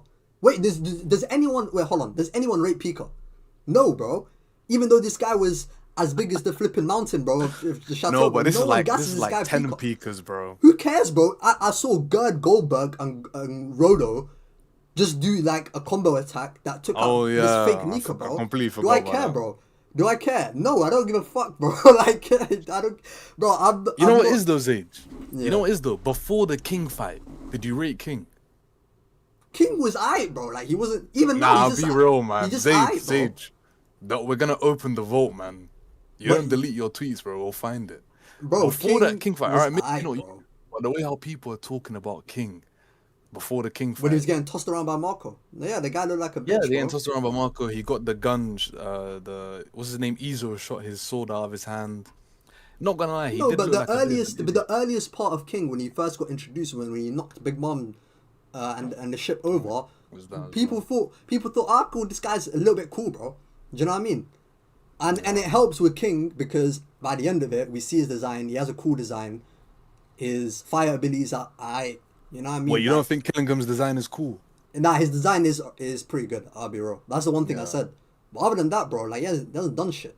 And I'm not moved by these big monsters. I think that's what it is. Literally, what you just said is all I hear about Killingham. Oh, this guy is some crazy guy, bro. He has these big monsters, nightmare monsters. Am I supposed to be moved, bro? No one cares about Peacock, even though he's a huge mountain.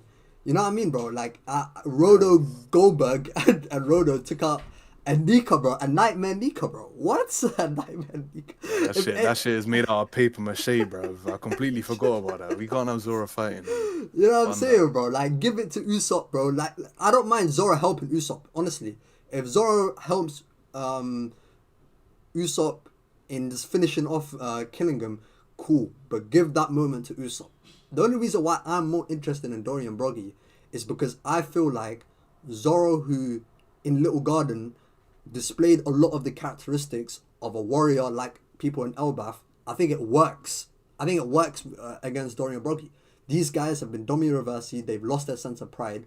Zoro, who has that sense of pride, has always had that sense of pride. He's a conqueror in that way, and he can undo their curse. It works, and they're strong opponents, bro. Wait. They're actually opponents that can Elaborate be on that. what? The undo the curse thing. How do you think the curse gets undone? Because I'm completely like I'm unsure of this. I don't know. I have no thoughts on it. Okay, the way I see it, judging off the whole Rocks interaction, right? Okay, so with Rocks, it wasn't just that he was Domi Reversi, but it was because he had like a very strong guard of Conqueror's Haki.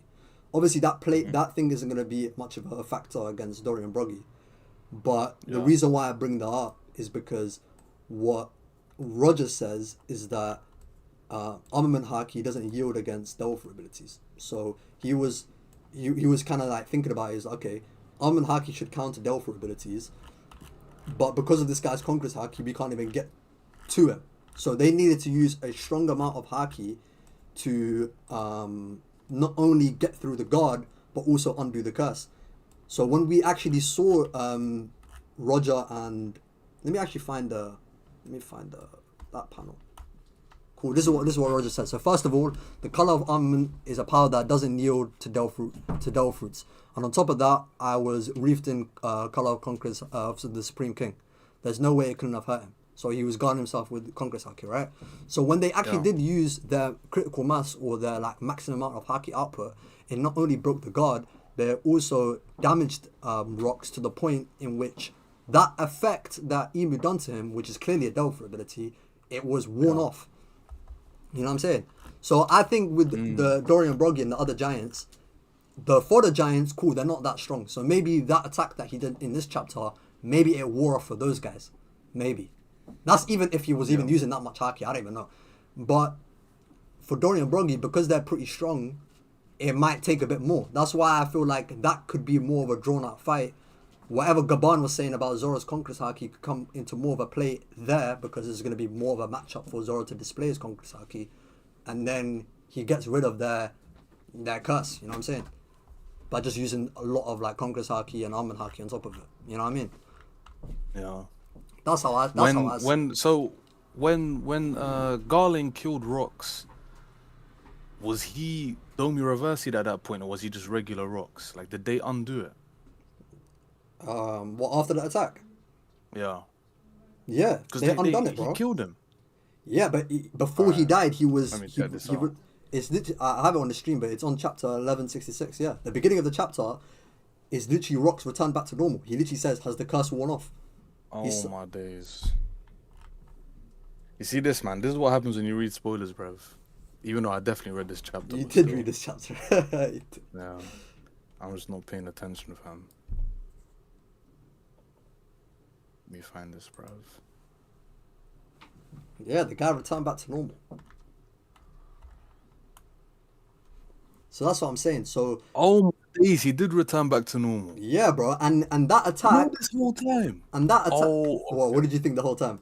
This whole time, yeah, I'm not gonna lie. Whenever I was doing the Sanji Zoro Dori Broggy matchup, I was thinking, this doesn't make any sense. How are they gonna undo it? Not even Rocks was able to break out of it. Like, even, do you know what I mean? Yeah. I thought this was gonna come down to Luffy's Nika powers because he frees people. That's what I was scared about, bro. Now I know. All right, we're safe from that. And you know what? And Garp and Roger's attack, it literally like, so Garp was punching holes in rocks, and Roger was slashing his body up. So they were tearing his body up, and when the curse got undone, his body is fine, right? And the curse was lifted. So with Dory and Broggy, bro, like literally, we can expect to see, just Zoro just use, a lot of Armament Haki, Conquest Haki, whatever, just do these large scale attacks that not only is it going to tear into their bodies, but is also going to undo the curse afterwards. I think that's just way more interesting. You know what I'm saying? Like, that's actually matchups I could be more excited about. Yeah, it's You a know what I bit mean? more, Than killing him, bro. techie. Yeah, bro. Killing him. What the hell is killing him, man? Sorry, bro. I'm not moved by no killing him. Look, man. If there's a chance out there, right, that Zoro defeats Dory and Broggy with these magnificent advanced Conqueror's attacks, and Sanji doesn't even get Conqueror's Haki, but he finds some other way to beat Summers. I cannot emphasize just how over it is for me, bro. It is. I can never come back from that. And look, Dory and Broggy in Elbaf. The whole time I've been saying that they parallel each other. Safe, man. Come on, bro. Nah, I hear it from your side of things, but you know what's so crazy though? Like, you know what you were saying about how people are hating on Summers because he's gonna be a Sanji matchup. Let's be real, bro. Yeah. A lot of Sanji fans are hoping that Dory and Broggy fight happens because those two are equal, bro. Just so that Yeah, of course. You know what I'm saying? That's what it's been about since they showed up in Egghead. I've been building this up, man. Inside your server, I've been building this up, but it's not working. I need Oda to do something, man. Look, if that's what I'm saying, like even when that magazine came out, right, about how Sanji is like evenly matched with Zoro, comparable, whatever you want to say about that statement, right? But when that statement came out, I was saying, cool. It is what it is until it's not. If in this arc they're not really doing things that are comparable to one another, then I don't really see how that's even true. But the Dory and Broggy thing made it a thing where it's like that it could be a potential matchup where people can actually say, okay, cool, it has some validity behind it. But if it doesn't even happen, exactly. then I don't know. And also, I think Summers, look, even outside of Summers just looking like a punching bag to like these top tiers, forget that. The guy has the Covenant. We know it takes Conqueror's Haki to damage him. So if Sanji is due to get Conqueror's Haki in this arc, why wouldn't that opponent be more suited to him? You know what I'm saying? I feel like you would rather have that. Yeah, but the way that one statement from that fodder giant last chapter is scaring me, man. What, that they trapped Summers or some shit? Put him in a cage? Yeah, let me find the exact statement. That waste, man. He should not have said that shit, It was bro. Goldberg that said it. It was Goldberg. It would be him. Of course. Yeah. The line was... Where is it? Damn. It's early on in the chapter. So, you say they're immortal, but there has to be a way to stop them, like trapping them in something, or crushing them, or eating them. And they said, yeah, I agree with that. That's what they said. Yeah, bro. That's scary, man. That's very scary. Look, man, what do you think about the whole Gabon comment about Zoro's conquerors? What do you think about that? I'll be honest, you know what I thought was going to happen? I thought, wait, let's go back a little bit. You remember the Zoro Lucci fight where he was just acting like an idiot? Yeah. You remember that? Yeah. The supposed fight where he one-shotted him, but the whole time he was just playing around with him when they're getting Buster called, Yeah. I thought that the Oda was doing something there. Maybe Zoro wasn't able to use his Conqueror's Haki at his will, okay? That might seem a little bit stupid, but maybe it's like a retcon or something, I don't know. But then Sanji also at the end of the fight sort of like angered Zoro, and perhaps that was something that like allowed him to use his Conqueror's Haki, if you get what I'm saying. So I thought this arc, because Zoro said he was unaware of his he was unaware of his Conqueror's Haki this whole time. Yeah. Right? So that explains the Lucci thing. So I thought next time we see Zoro scrap, he won't even be able to use it. Oh my days, I was off my head, bro. I thought he wouldn't even be able to use it at will. And then I thought that Sanji statement from the magazine, oh my days, the Dory Broggy fight, oh my days, it's all making sense. They're both gonna like willingly unlock Conqueror's Haki at the same time, even though Zoro already unlocked Conqueror's Haki. But do you get what I'm saying? Yeah, Like yeah, they're both aware that they both have Conqueror's Haki at the same time. yeah. That's where my head was. But this chapter comes out. He's supposedly, I mean, we don't. Let's be real. It's It hard probably to is tell, Conqueror's bro. Haki, right? Yeah. But he's using it all willy nilly. Do you get what I'm saying? Yeah. But that's the thing, though, what's bro. going on? Bro, I'll be real. He doesn't know I he feel has like, it. He's using it. What the hell? No, okay, but I feel like people like misread it. I'll say, right? When Zoro doesn't know he has Conqueror's Haki, but whenever he's going all out, Conqueror's Haki is being used. You see what I'm saying? Like, there's a little bit of a difference. If the guy wants to use a very strong attack, what is he gonna do? He's just gonna muster up all his Haki, channel it through Enma and his other swords, right? And it's just gonna so happen to be Conqueror's Haki also infused in it. He doesn't know that's what it is, but that is what he's doing. Even against Gaban, when he was fighting Gaban alongside Luffy, the guy was using his Conqueror's Haki. You know what I'm saying? Yeah. So like he doesn't know what he's doing, but he's doing it regardless. That's why I don't understand why, like, okay, maybe it will be a thing where now because Zoro is more conscious of the fact that he has this power, that he can use it maybe in a better way, or I don't know, maybe this knowledge of the fact that you can do something means that you can use it better, maybe.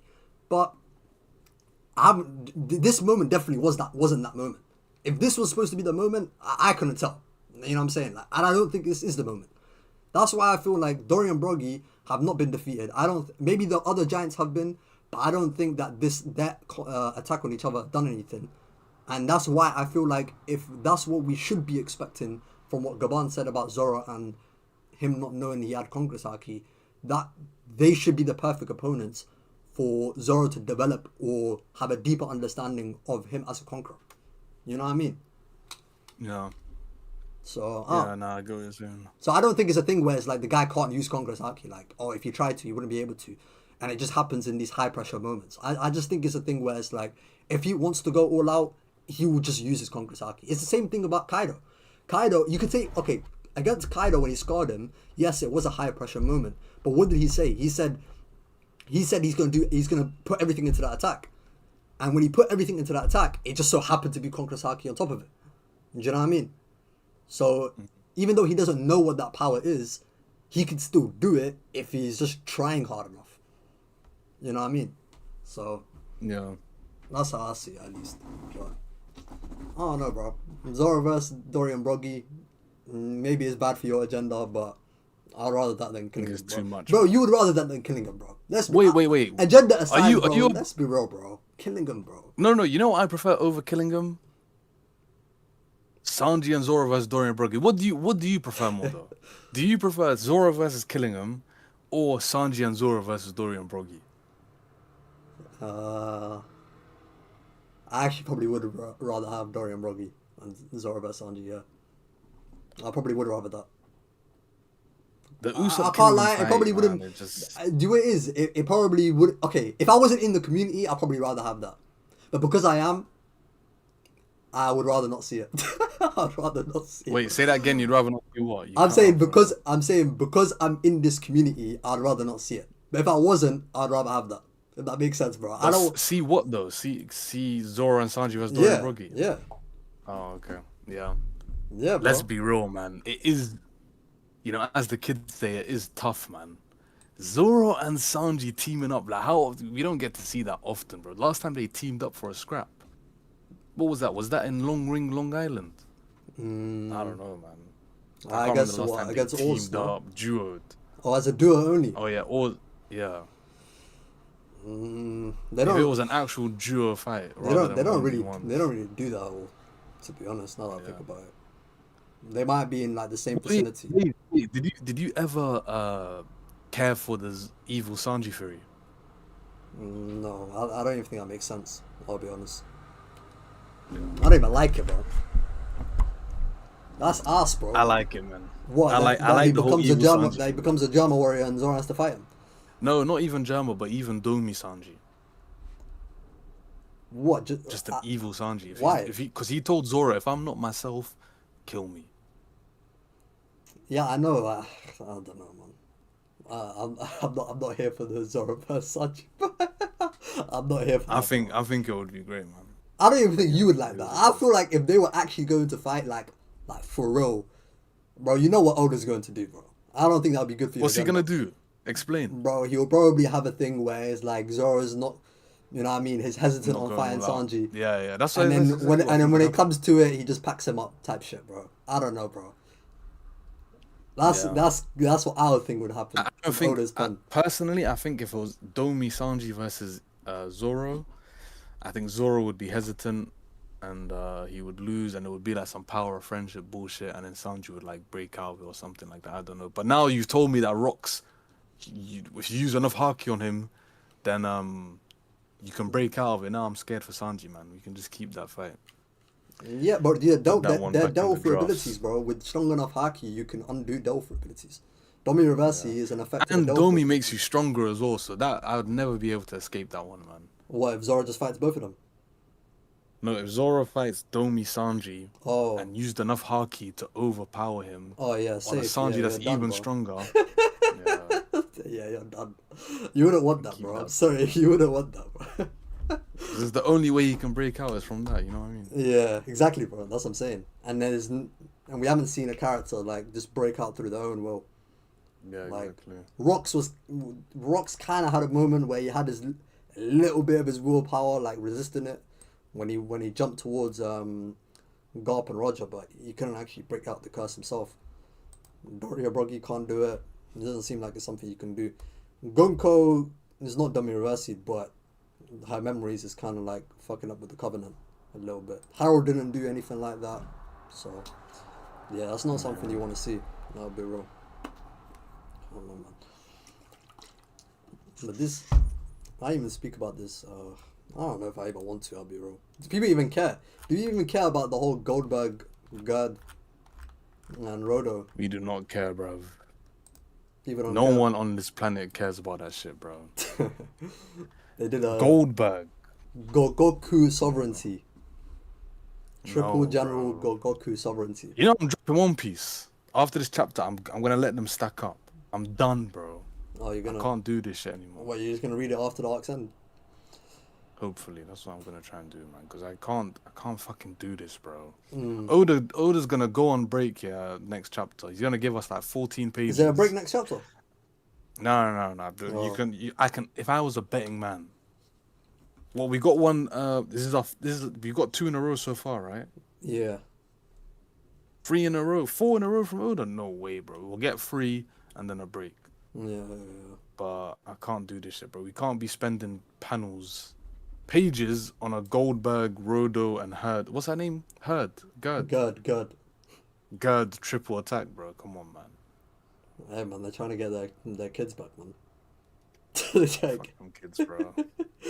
Oh, man, Sanji's gonna fight for them kids, bro. You're there, bro. You're gonna be seeing it. Only kid I care about is the Luffy parallel known as Colon. You know? Bro, safe, man. I can't lie. He is a Luffy parallel, man. Yeah, he is, yeah. That's Gaban's son. Unfortunately, he is, yeah. He's the MC, bro. He's Boofy. Yeah, he does have more pride than them kids, I guess. I have to respect him at least a little bit. But other You know than- how dark the Sanji agenda was? I was trying to use Colon one time to argue Gaban conquerors. Wait, how? Because I was saying Colon is a Luffy parallel. Which means that he's really that guy. You know what I mean? If you're a Luffy parallel, you're asking to join Shanks' crew as a kid. You've got to be a conqueror, bro. Is that what you did? That's how dark it got for me, bro. Oh no, I don't know what That's you're gonna do how- after this arc, bro. If Zoro actually just fights Dory and Broggy, I think that might be. If, but, maybe, should, could, would. We'll see, man. Just wait until the end of the arc. Anyway, because you're the Usopp representative, bro, how do you feel about people saying it's becoming Brook arc and not Usopp's? People can say what they want, man. Look, this is the story of Usopp, bro. He looks like shit all the time, except for that one moment, and then everyone eats their words. Yeah, but Look, but do you think Elbaf should just be a one moment thing for Usopp? Otherwise, why does it make any difference? No, to, like, I disagree you know what entirely. I mean? I'm not gonna lie. I don't think it should be a one moment thing, but Okay.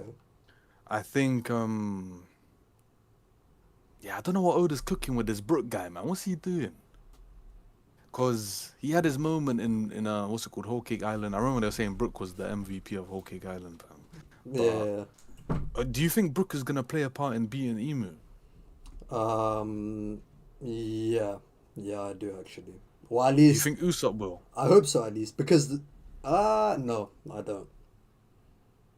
I don't That's because what I'm scared for, I man. think the reason why Brook makes more sense is because his abilities literally shake the soul. So that's one thing. Two, um, he already has like he has history with Gunko. So because he has history with Gunko, he can not only shake her soul but also use the power of the memories that they have to kind of Yeah. like, you know what I mean, like in conjunction make it so that Gunko is freed. You know what I mean? Have you seen that one panel, the panel of Brook? Because you know how you can cast illusions. I put it in the stream earlier. Were you there at the time when I posted? Nah, I wasn't. No. Basically, there's literally a panel of Brook. He casts an illusion on the fisherman pirates, whatever, and they're in like a party festival, and it's literally Brook jumping in the sky, doing a Nika pose with a violin, in front of the moon. Oh my days, I'm not fam. joking, bro.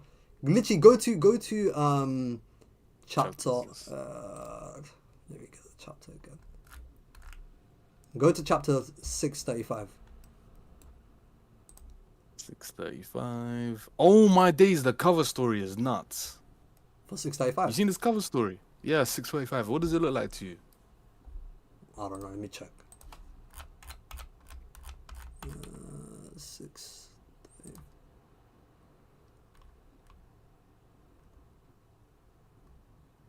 Oh, what the Domi Rossi? Is that what you're Yeah, saying? bro. Come on, man.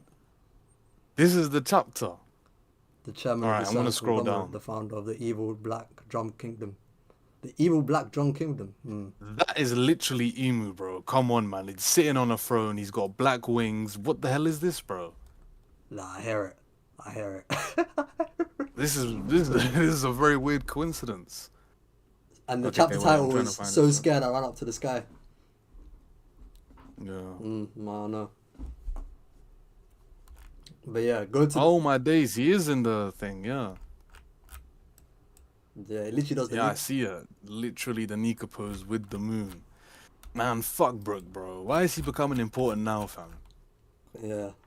He does the Nika pose and then they're saying, oh, was I dreaming? He puts them in an illusion. Jeez, Oh, man, it's bro. funny, bro. It's funny, man. The guy is doing the Nika.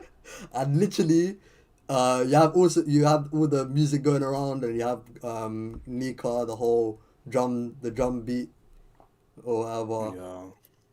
Like I can't lie, But like Gunko's the Usopp look. had that one Nika pose too, bro. What in Skypiea? He had it in Skype. He definitely had one in the anime. I seen an anime screenshot No, but of them. him doing the I'm Nika saying pose. them just dancing around is a little bit different to like Brook casting Yeah. illusions to make people feel like they're dreaming. And now No, in but there this was arc, another Nika parallel that I remember for Usopp, but it's just no, I don't what want is to it as throw it in, blatant as this? obviously. Nah. This one, But it's this one is very like this one is nuts, I don't bro. know I the can't right lie. word for it. It's like vivid or subtle. That's it. It's very subtle. The Usopp Nika comparisons with like the god Usopp thing, and then Nika the sun god, Yeah, and then Usopp's always hitting the pose. Usopp's a funny guy. You know what I mean? Nika's about laughter. but that's what I'm Yeah. saying. Like, so Gunko, so with Gunko, not only can Brook just shake up the soul, has the history. It just makes more sense, like, for Brook to be more involved in that fight than like Usopp against Emu. That's what I was saying. I was saying this Yeah. earlier on my stream. Like I was saying, like it seems like Usopp, at least so far, has just become a communicator of the theme of Elbaf. When it comes to what it means to be like a brave warrior or like an actual warrior and Hey, having a wait. warrior's Let me pride. ask you this. Do Yeah. you think Usopp will have a moment where the entirety of the Elbaf giants sort of look to him for some sort of So help in terms of their God do something. morale and their bravery. Yeah, like something like that. Like God do something. Yeah. Yeah, maybe, bro. Maybe if he picks up Mjolnir, that's what I'm saying. If he picks up Mjolnir, bro, like Ragnar, if he picks up Ragnar or some shit, he does something against Killingham. Like maybe, bro, but I don't know. That's what I was saying. Like I was saying this earlier. Would that be enough for you for it to like have more shine than what Brook is getting with Emu right now and Gunko right now? Let me put it Do you like think this. it's enough? That would be enough for me. Really? As an Usopp fan, yeah. Yeah. The bar is already so low, let's be real. That would be more than enough. If the Fair enough. entirety of the Elbaf giants look towards Usopp in order for him to potentially save them, and they see him as their hero, and he actually does something heroic rather than just, getting away with a gag, then that's fine. Especially if he uses Ragnar, and he let's say Killingham, he's got all of these monster giants everywhere, and they're actually about to thump in a bunch of giants. And Usopp defeats Killingham, and then they just disappear, and he becomes the hero of Elbaf or something like that. Then I'm fine with that. Fair enough. I guess it just depends what your expectations were. If your expectations aren't No, that I'm gonna be high, real. My then- expectations, the main thing for me before Elbaf, the theories that I had, was that there would be some sort of hammer that Usopp would use. So you've seen the hammer at least. Yeah, and then I'm not gonna lie, this one I might be pushing it. Usopp unlocks Conqueror's Haki. Okay. Yeah. And like he has a fight with somebody that's like relatively important. It was never gonna be Emu. I never thought to myself, oh my gosh, Usopp has to fight Emu. But Brook becoming slightly more important than him during this arc is what's throwing me off, man. Yeah. You know what I mean? If that wasn't there, then it would. Let's be real. Bro, no Imagine one this could whole have saw Brook it coming. scenario wasn't here. Imagine this Yeah. whole Brook scenario wasn't here, yeah, and that what I said happens. Would that be enough for you though? What for? Like, would you be opposed to it or find it disappointing or anything like that? I don't know, bro. It's only because Brook is involved. It depends. Do it is. I was saying this earlier. It depends on how you genuinely remember arcs once they're done. Do you remember arcs for like these singular big moments, or do you remember Oh man! or do you remember I think moments that about are Usopp more? versus Sugar every day, bro. I'm not even being sarcastic. Usopp unlocking observation haki. That was it for me, bro. I couldn't believe what I was seeing that day on anime.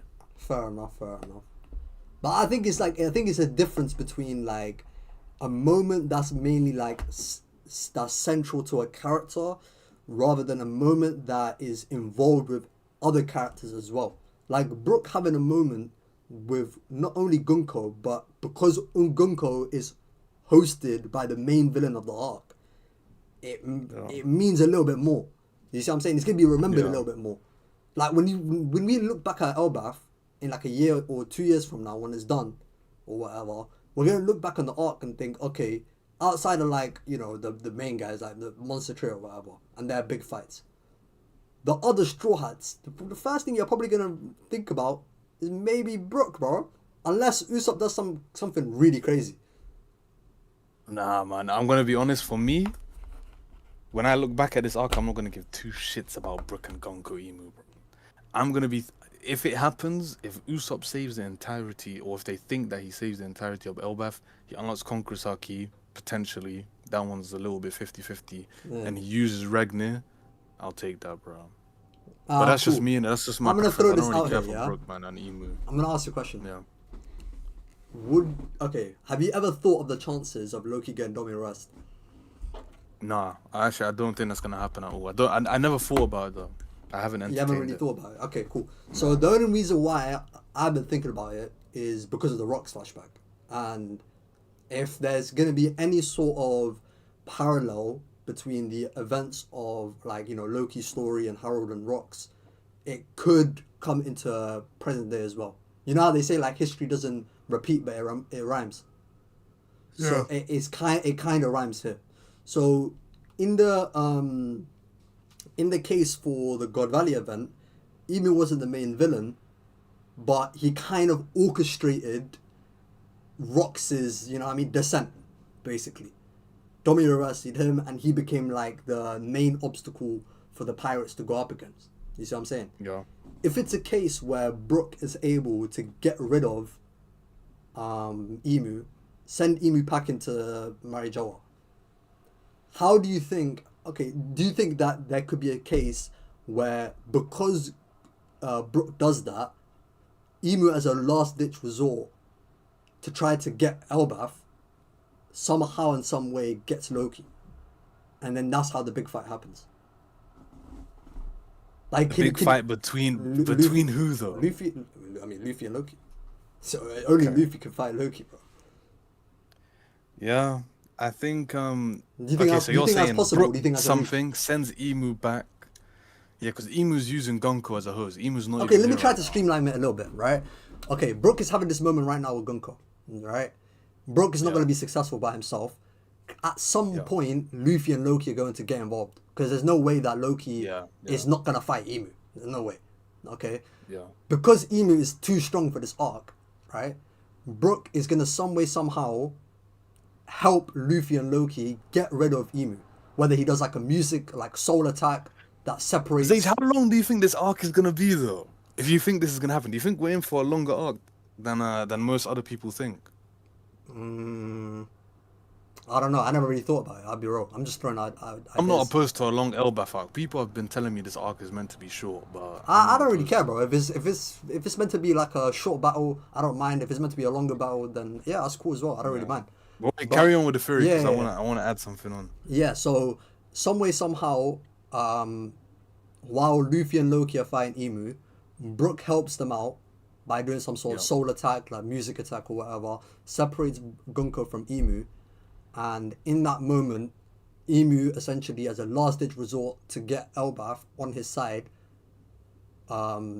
Domi reverses Loki because he's the strongest giant, and then Luffy mm, versus Loki. And because it will be a play on what happened with Harold. Like Harold, they tried to use Harold by using the Covenant to try to get Elbaf. You know what I'm saying? But now, yeah, Emu uses Loki, like Harold's son, right? But they're gonna try to yeah. like resolve Same things. way he used rocks. Yeah, same way he used rocks as well, right? Yeah, And but this time Luffy's gonna liberate Elbaf in a way that Harold and Loki couldn't. yeah. I like this. This is nice. This is a good theory. I think I'm not opposed to it at all. But I Hmm. just think Do you think it's a reach, or do you think you could see it? no, I could definitely see it happening, but sh- I think Elbaf would be a long arc then if that happens, and then the whole also Zage power scaling, bro.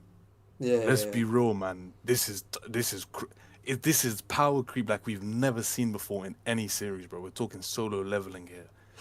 This is Loki is already, according to everybody, right? Consensus amongst community, Loki's already stronger than Roger. Don't me Loki. Come on, man. You know what I mean? I This hear is it. getting scary, bro. I hear it, but I don't think just because of what most people think currently makes it true. I'll be real. Yeah. I've been looking back at the Loki and Harold fight a little bit differently, like as Mm, the weeks have gone I'm gone not gonna past. lie. I've been using it to troll power scalers, bro. I enjoyed those like few Nah, weeks. I hear it from that side of things, but um, I kind of look at that fight a little bit differently. I don't think Loki is stronger than Holy Knight Harold. I don't think he's stronger than Holy Knight Harold at all. Do you think he's stronger than non-Holy Knight Herald? Yeah, he should be. Yeah. Bro, that's still very strong in my opinion, man. Uh, That's fucking strong. yeah, but it depends, bro. Like, it depends how strong you even think those like rocks and Harold even are at that point. Yeah. Like, they might have just been like I feel like where it all stems from when it comes to rocks and Harold, it comes from rocks being Roger's strongest enemy, and at this point, even though I was opposed to this before, I think it makes a lot more sense at this point, given how things have turned out, that that was in reference to Domi Reversi. You know what I mean? Like, Yeah. and if Domi Reversi rocks is the strongest enemy, cool, that makes sense. Like, he was a guy that it took two legends to beat. You know what I mean? But Loki, when it came to Loki being Harold, I think is more so a thing where they Loki beat up Harold and removed the arm that had the seal on it. I actually do kind of agree with that interpretation now. I think that with Loki, when he knocked off Harold's arm, that right arm or whatever that had the seal on it, it essentially brought him back to his senses. And then for the rest of the fight, he was just allowing Loki just to beat him up because he wanted to die. So I don't think that moment necessarily makes Loki stronger than holding that Harold, which is I guess the main thing that people latch onto to say that there is a big power creep. You know what I mean? So, Yeah, but wait, just going back to the theory that you had, do you think Loki would die after he fights Luffy, or do you think Luffy would like save him and like reverse the curse? I think he reversed the curse. I don't think he dies. No way. I think Loki's meant for Endgame. Oh yeah, I completely forgot about that mural thing. I don't know if that's like Even if it's a not mural of the specifically future about Loki, or but yeah. I think Loki's definitely here for Endgame. Like Luffy helped Loki get freed. He said earlier in the arc that if he frees him, then he'll do a favor for him, take out one of the rival pirates. But even if Luffy doesn't ask him to do that, I think Loki owes him a favor at least. Not necessarily owes him, but he might feel like he owes him a favor. You know what I mean? yeah. So that's how I see it personally. But yeah, I don't know. I guess we will see how the arc concludes, but I don't really see it. I don't really see how Luffy and Loki just 2v1 managed to like beat a emu powered Gunko. You know what I mean? I know Brook did what he did in this chapter. Cool, it's one moment. I don't really take it too seriously, but for a big climactic fight where all three are going to be going all out, I don't really see how the two of them actually beat Emu. You know what I mean? When we literally saw the past legends, even if they're not in their primes or whatever, not all of them are in their primes, it's still 6v1. And cool, you can say is a stronger body with Saturn maybe, but I don't know, I'm not really convinced of it personally. That's where I'm sat with right now, personally. Yeah, man, power scaling, bro. I completely forgot about that 6v1 attack. Yeah, The yeah, what do you think about that, by the way? Like, let's say someone finally damages Emu. yeah. Do you think that attack is stronger than that six man attack? Um, I guess yeah, it would be.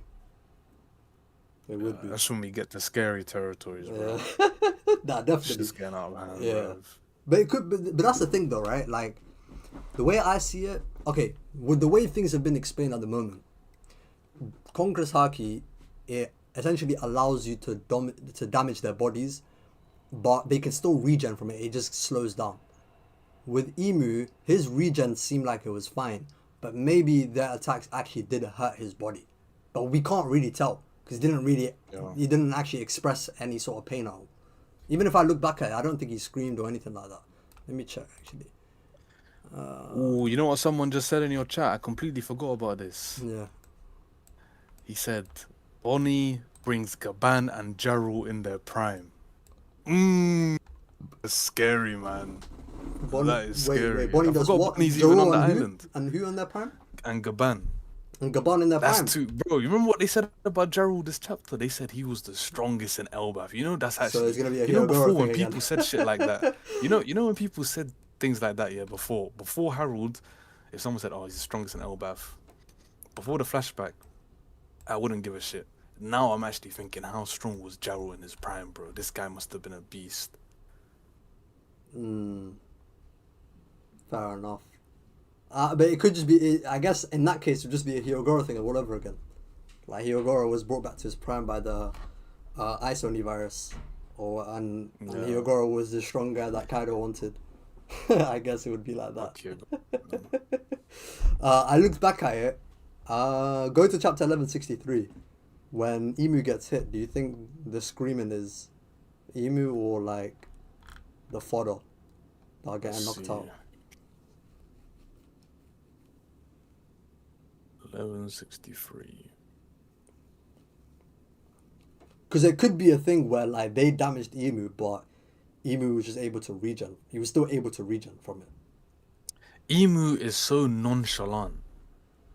You know what I mean? Like in Yeah. that panel where his head is like, there's like a massive circle going through it, like he's like fading away. He doesn't seem stressed because we've seen Emu when he's stressed out, when he saw Joy Boy's Haki and he was breathing heavy. Do you know what I mean? Yeah. I don't think that was him, man. I don't think that was him screaming. Well, the bottom right panel, you don't think it's him? Nah, man. This guy's Just look at face, his eye. his face got blown off, bro. That shit's crazy. No, but Emu, we've seen him before, man. When he's stressed out, bro. Like, is he just because his face is like all blacked out doesn't mean we can't tell when he's under stress. I think he just didn't give a shit about that attack, fam. Nah, fair enough. Even Roger says like in the next chapter that it looked like their attacks didn't do anything. So, like, you know what I find funny about this chapter? Mm. You know what I find funny about this chapter? When Garp says he calls Emu a black vermin. Yeah? That means Emu's actually black. Like, that's Emu. Emu's like a black figure. It's not like he's like some... Yeah. There's like some... He's like a silhouette. Yeah. That's just Emu, fam. Like, yeah. I think it's a cloak, though. I don't... Obviously, I think it's just a black cloak. Or whatever. But... Oh, no. But yeah, if they do an attack on Emu and it actually damages them, then yeah, I guess you could argue it. But it I don't know, bro. I don't know. I feel like there's two ways of looking at things, bro. There's what you can argue, and then what Oda actually wants to communicate what's going on. Do you know what I'm saying, bro? Like, or what he intends. But sometimes it's hard to tell, bro. Like I guess like with Gunko getting or like with Brook blocking Emu. Like, cool, it happened, but no one's going to look at it in a way where it's like Brook actually scales to Emu in any meaningful way. Do you know what I mean? Like, Not gonna lie, yeah? Wait, Zage, if that was Sanji, man, where I would take this, you would never hear the end of it, bro. Nah, I hear it. You'd never hear the end of it, bro. Because it's Brook, no one cares. But that's what I'm saying, because it's unbelievable. Like, it doesn't make any... No, but it'd still be unbelievable for Sanji, bro. Let's be real, it would. But I'm saying, okay, but the way I see it personally is that if someone that's established to be a strong character in a general sense, let's take Sanji for example. If Sanji did that in place of Brook, people could take it a bit more seriously to say that, okay, this is Oda saying that, like, or this is Oda showing that Sanji is a strong guy that can handle a top tier's attack in a general sense. It doesn't have to be a top tier going all out or anything, but Sanji can, you know what I'm saying? Like, he can deal with it himself. You know, he can hold his own. He can protect himself. He could be relevant to some degree. Do you know what I mean? But like Brook is like, bro, like Brook is Brook, bro.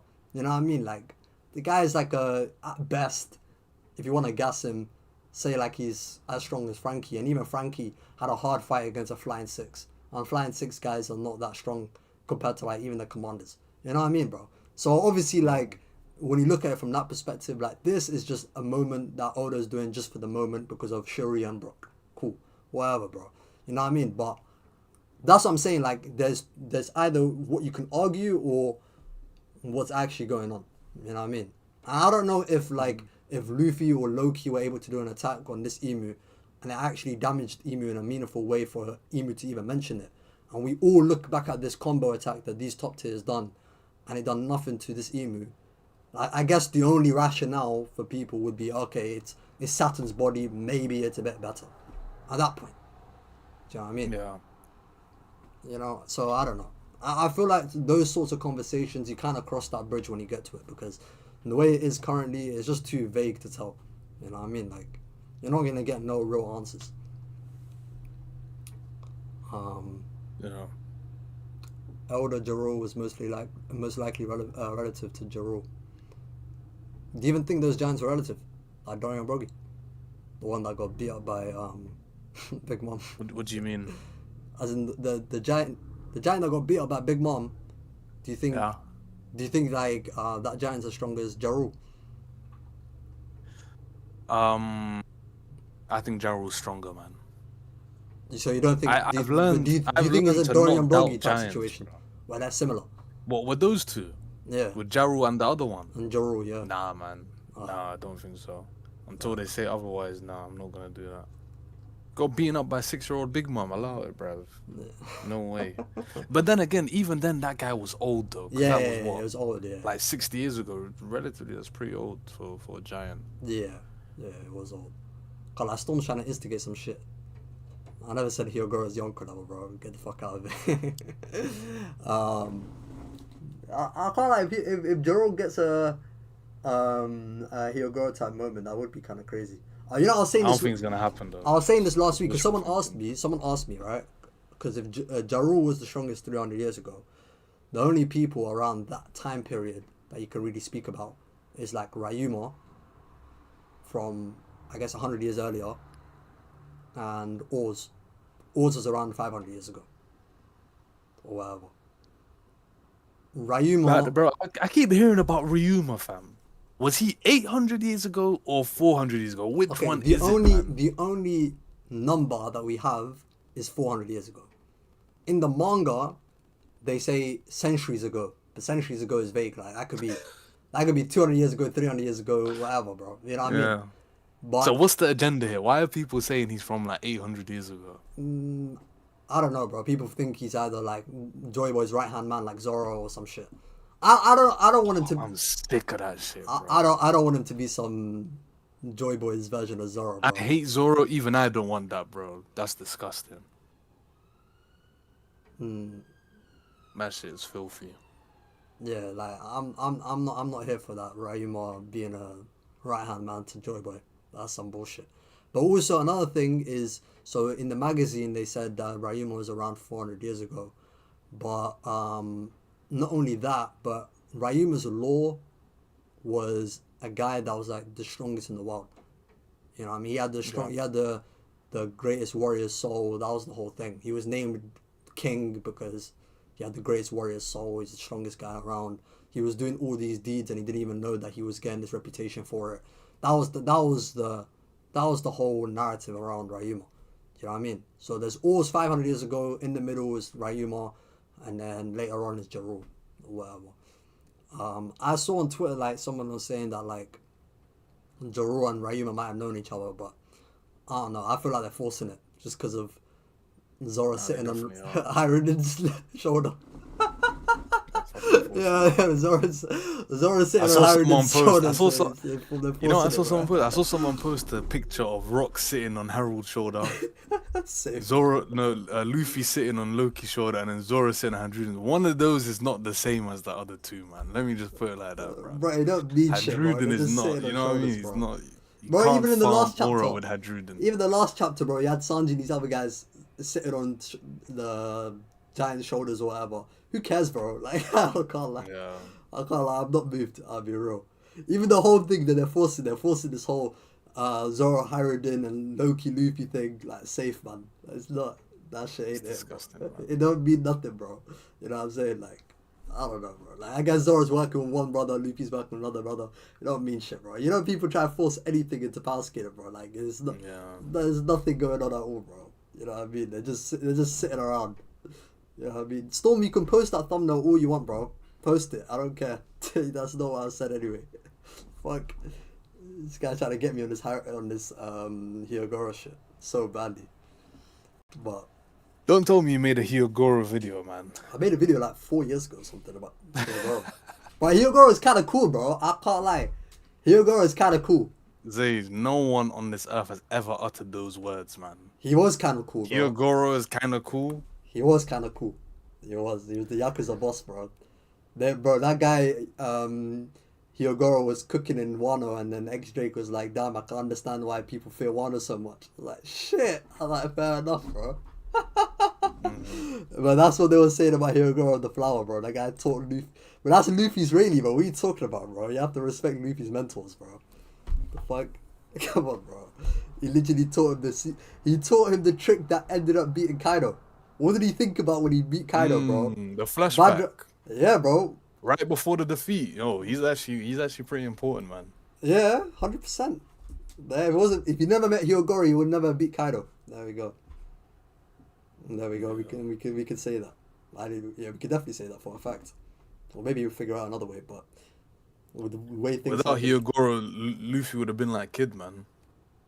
yeah, you would have been a kid. Yeah, sad to say, bro. You've been swimming with the fishes, bro. Kid right now swimming with the fishes. Like, you think Luffy would be doing all that shit to Kizaru, doing all that shit in Elbaf? No, you wouldn't be doing none of that. You never met Hyogoro, bro. That's what I'm saying, bro. Hyogoro the flower, man. You have to respect Hyogoro. Anyway, man. Let me read this chat. Let me see if there's anything I missed.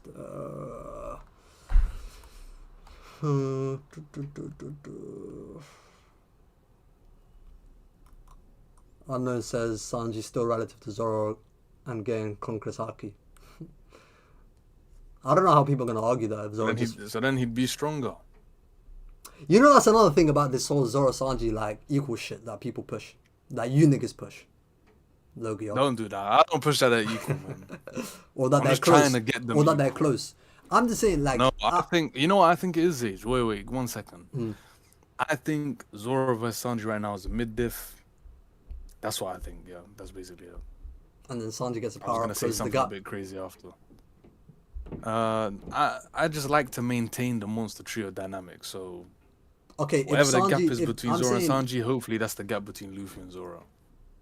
okay, but what I'm saying is, if Sanji gets advanced conquerors in this arc, are you still saying it's a mid diff? No way. It's Okay. over. Okay, cool. So done. Sanji would close the gap a little bit. Yeah. Then, Cool. I'm not gonna lie. It would. Yeah, they'd be very close in my opinion. Fair enough. The only reason I'm saying that is because at what point, okay, look, so okay, people say that Zoro and Sanji are always closer, like all times or whatever. So in Wano, like let's say the beginning of the raid, Zoro and Sanji are close. Okay, cool.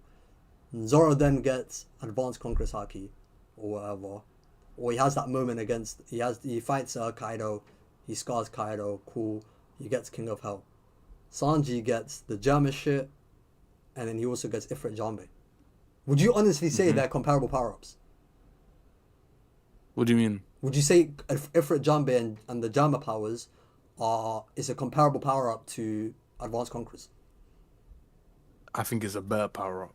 What? You don't think that, bro? You don't think? You just said it's a big difference right now. What are you talking Zage, about? wait, hold on. Bro, Wait, come on, bro. in terms of power ups, which one made the other one stronger? Yeah, I'm saying if we're assuming that going into the raid, Zoro and Sanji were close in power. Oh, Well, but I don't think they were close, man. That's the issue. Okay, cool, but I'm You're asking this as a thought experiment. Yeah, as a thought experiment, because this is the agenda, I guess. Yeah. So you have Okay, Zoro and which Sanji. one? Yeah, going into the raid, they're close in power, or they're on the same level. So one gets King of Hell, the other gets the Germa power up, and then gets Ifrit Jambe. Would those power ups be comparable power ups? If I was arguing from the position of a Sanji fan that thinks they're equal, I would say yeah. I think Okay, cool. they would be comparable, yeah. Okay, cool. So then we move on to Egghead. They don't really do anything. They kind of just display what they already had. And you go into Elbaf. In Elbaf, we don't know what Zoro's going to get. But let's say Sanji, he's slated to get Advanced Conquerors Haki. Cool. That's a big power-up, right? Yep. So let's say Zoro didn't change. If Zoro didn't change... Most likely he won't, you know. You say most likely Sanji... So how the fuck is he going to be relevant? No, I'm saying most likely Zoro won't get anything new here. He's just going to get better at using his Conqueror's Haki. Cool. So he just gets better at using his Conqueror's Haki. Sanji is slated to use Advanced Conqueror's Haki, right? So now Sanji's going to get a big boost. So if Zoro doesn't really get like a tangible power-up, he just improves in what he already has. Yep. Are they still equal in that case? If Yeah, that Jabba Sanji power would be stronger, man. Sanji would be stronger. Yeah. You see how this That's why doesn't I make don't any... agree with it. That's why I said at the beginning, though. Yeah, it doesn't make any sense. But that's what I'm saying. Because going into this arc right now, right? Going into this arc, Zoro had the Zoro had the King of Hell. Sanji has the Germa and the Ifrit Jambe. Prior to both those power-ups, Zoro was kind of displaying better shit against Kaido or whatever. So they kind of started off at least going into the beginning of the raid with Zoro looking quite a bit stronger than Sanji was. You know what I'm saying? Yeah. Cool. so you have this arc. How on earth are people pushing this wings shit to mean that they're equal at all times when if you at all times say they're equal, what would Zoro have to do in this arc for him to get a power up? You know what I mean? Be with that, without Sanji, bro. It makes no sense. Nah, it doesn't make any sense, yeah. You know what I'm saying, bro? That's why I don't take it too seriously, the statement bro. from the magazine, it didn't make sense to me. I thought Oda was cooking some. Maybe he let it early, like 6 months too early. You know what I mean? That's what I thought Oda was doing, but nah, man. I don't know what he's doing. We'll have to see. We'll have to see. Kyle says Usopp will have an impactful moment to the Elbaf Warriors, but I think Brook vs. Gunko Imu is the most we get before Luffy and Loki show up. I don't know. I think Brook might actually do a bit more. when Luffy and Loki could show up, but who knows. Unknown says Zoro versus Dory and Killingham, maybe with Usopp help, and Sanji versus Broggy and Sommers. Would you be here? Would you be there for that with Robin's help? Sorry, wait, say that again. So you have Zoro fighting, Dory and Killingham, and Usopp helps, and Sanji versus Broggy and Sommers, and Robin helps. That's too convoluted, man. That's too much going on. Yeah, it's too much going on for me, man. I'm gonna sound like an idiot now. That is it's just too messy, man. You know what? I don't mind the Zoro Usopp team up though. Takes me back to remember Eni's lobby when he was using them as a sword. Yeah. You know what though? Zoro is like I remember what you said about the warrior's pride and all of that. Maybe there's something there for Usopp to learn from Zoro. You know what I mean? Yeah, bro, that's what I'm saying. I wouldn't mind. I wouldn't mind if Zoro just helps Usopp. I genuinely wouldn't mind. But as a one-on-one opponent, Usopp unlocks Conqueror's Haki. Oh, I see it, man. Yeah, like I see it. Let's see. Not gonna lie. Wait, this unknown guy is still saying. Look what he said. He just posted it. Post Elbaf Zoro equals post Elbaf Sanji. Over current Zoro over current. How does that make any sense? Let me see. Actually, I think we've already addressed this. Yeah. Yeah, pretty much. Yeah.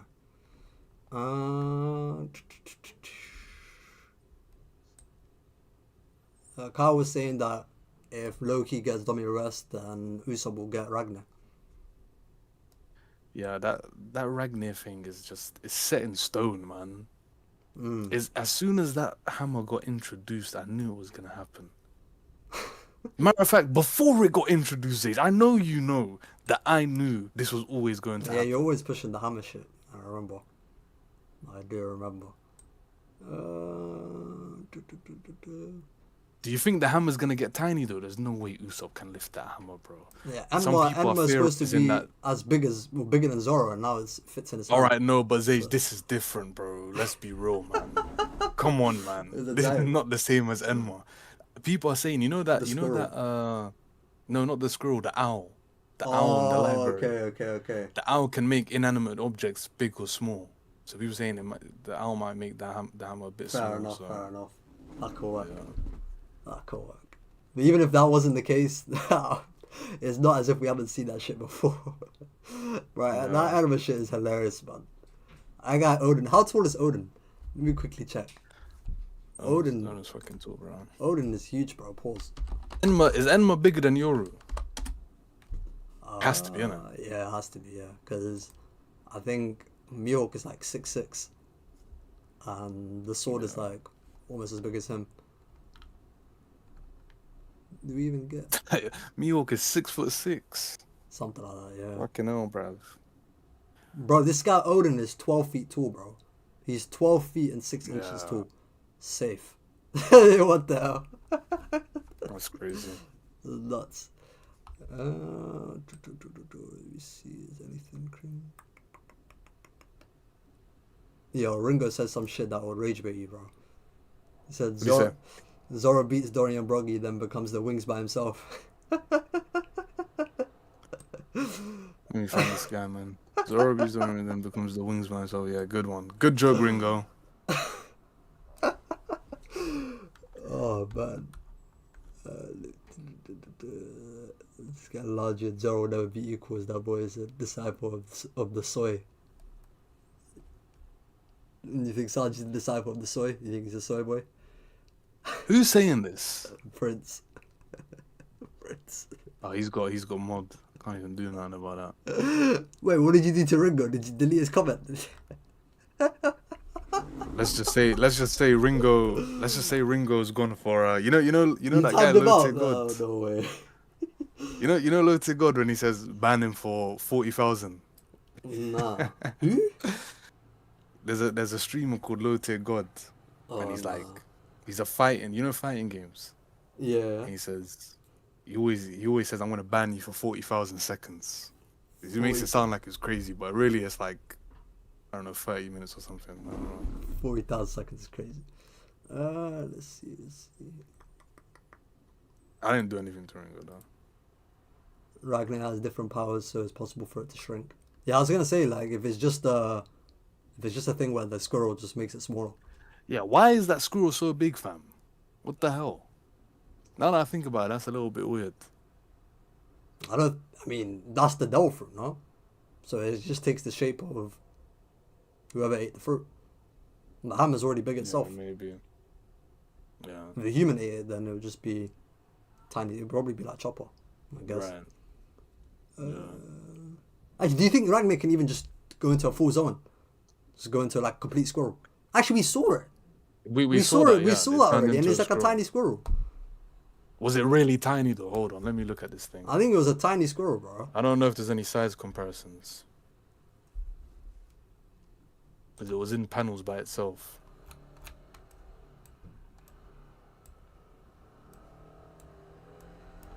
Let's see.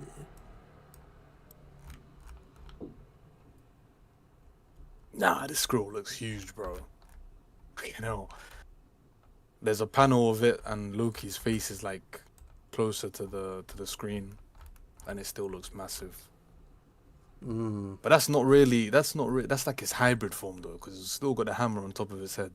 No. Go to the page before Harold fights Loki. Now on the top right panel, you can see Oh yeah, it's still huge. Yeah, it's as big as the literally chest. the size of the chest. Yeah. It's kind of big, yeah. Fez. Zage, how does Gaban and that giant have a kid together? Ah, no, bro. I'm not gonna be. Guys, you don't know about the birds theorizing. and the bees yet. Who said that? Unknown. Yeah. You get to like year 6, they'll tell you, man. I think that might be too young, bro.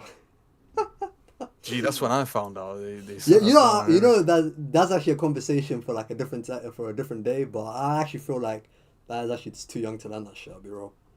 Why the fuck does a 12-year-old have to know about that shit?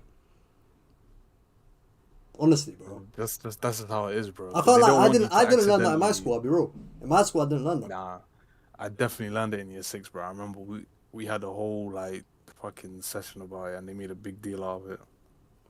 Proper awkward. What, does that still happen? I don't even think that's even a part of the curriculum. I don't know.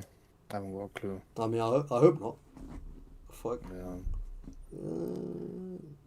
Oh, bro, this unknown in your Shiki agenda, bro. What the fuck? This guy is the biggest Shiki agenda of all time. Oh, this guy! Oh my days! Unknown brought up the heaven realm. This is another thing, Zage. We still haven't even touched the heaven realm yet.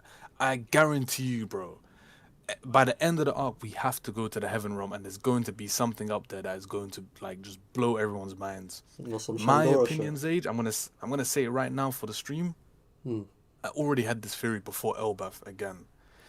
The heaven realm is where what do you call them? You know, Aruj and NL. I think that's where they're from, bro.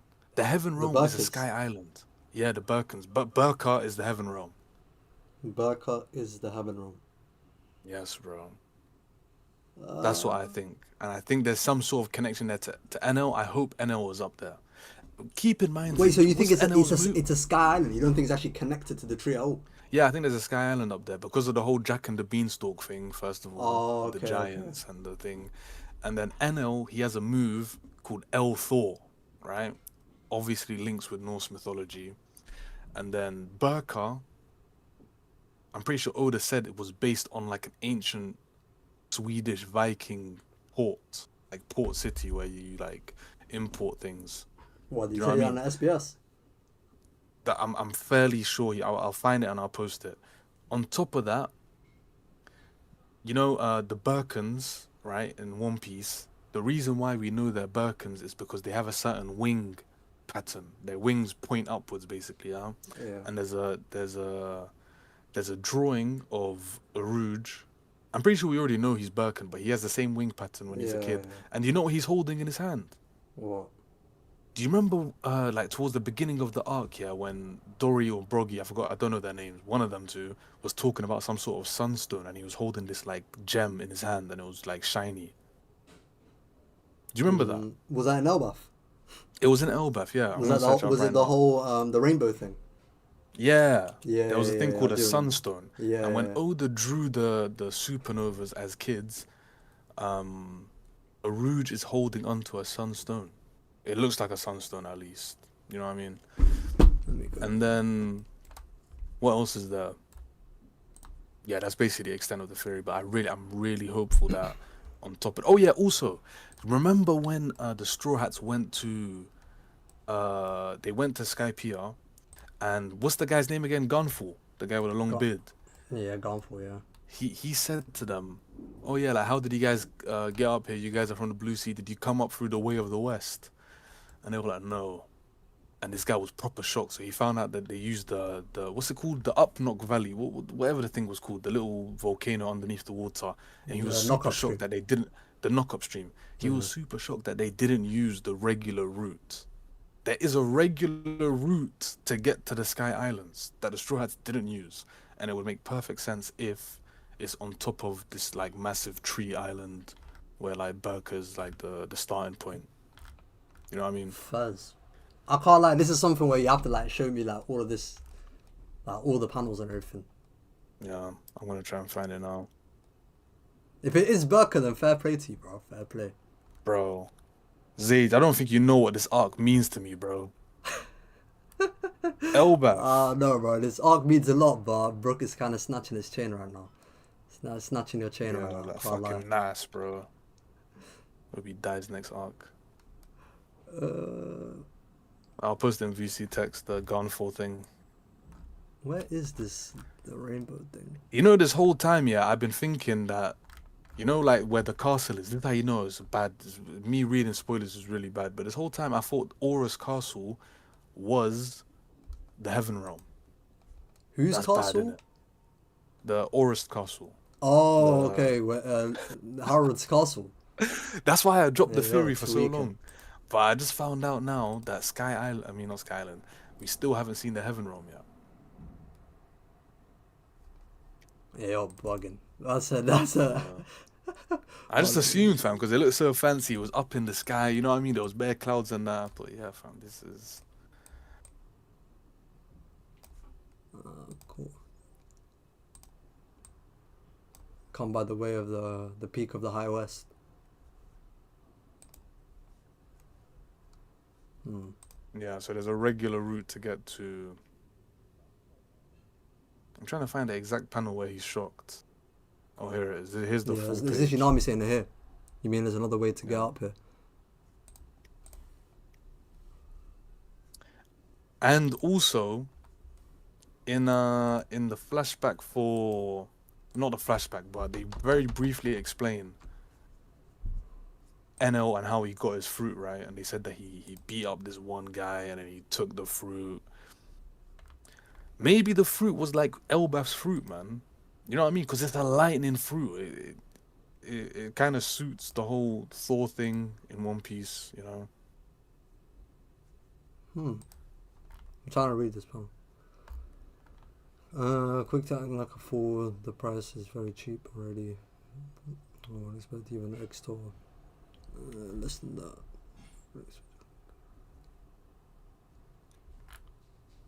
Oh, okay. This is just the full page. Yeah. Wait, so do you I think we're found a gonna Reddit wait? thread. So do you even think we're gonna see the Heaven Realm? Are they even gonna go there?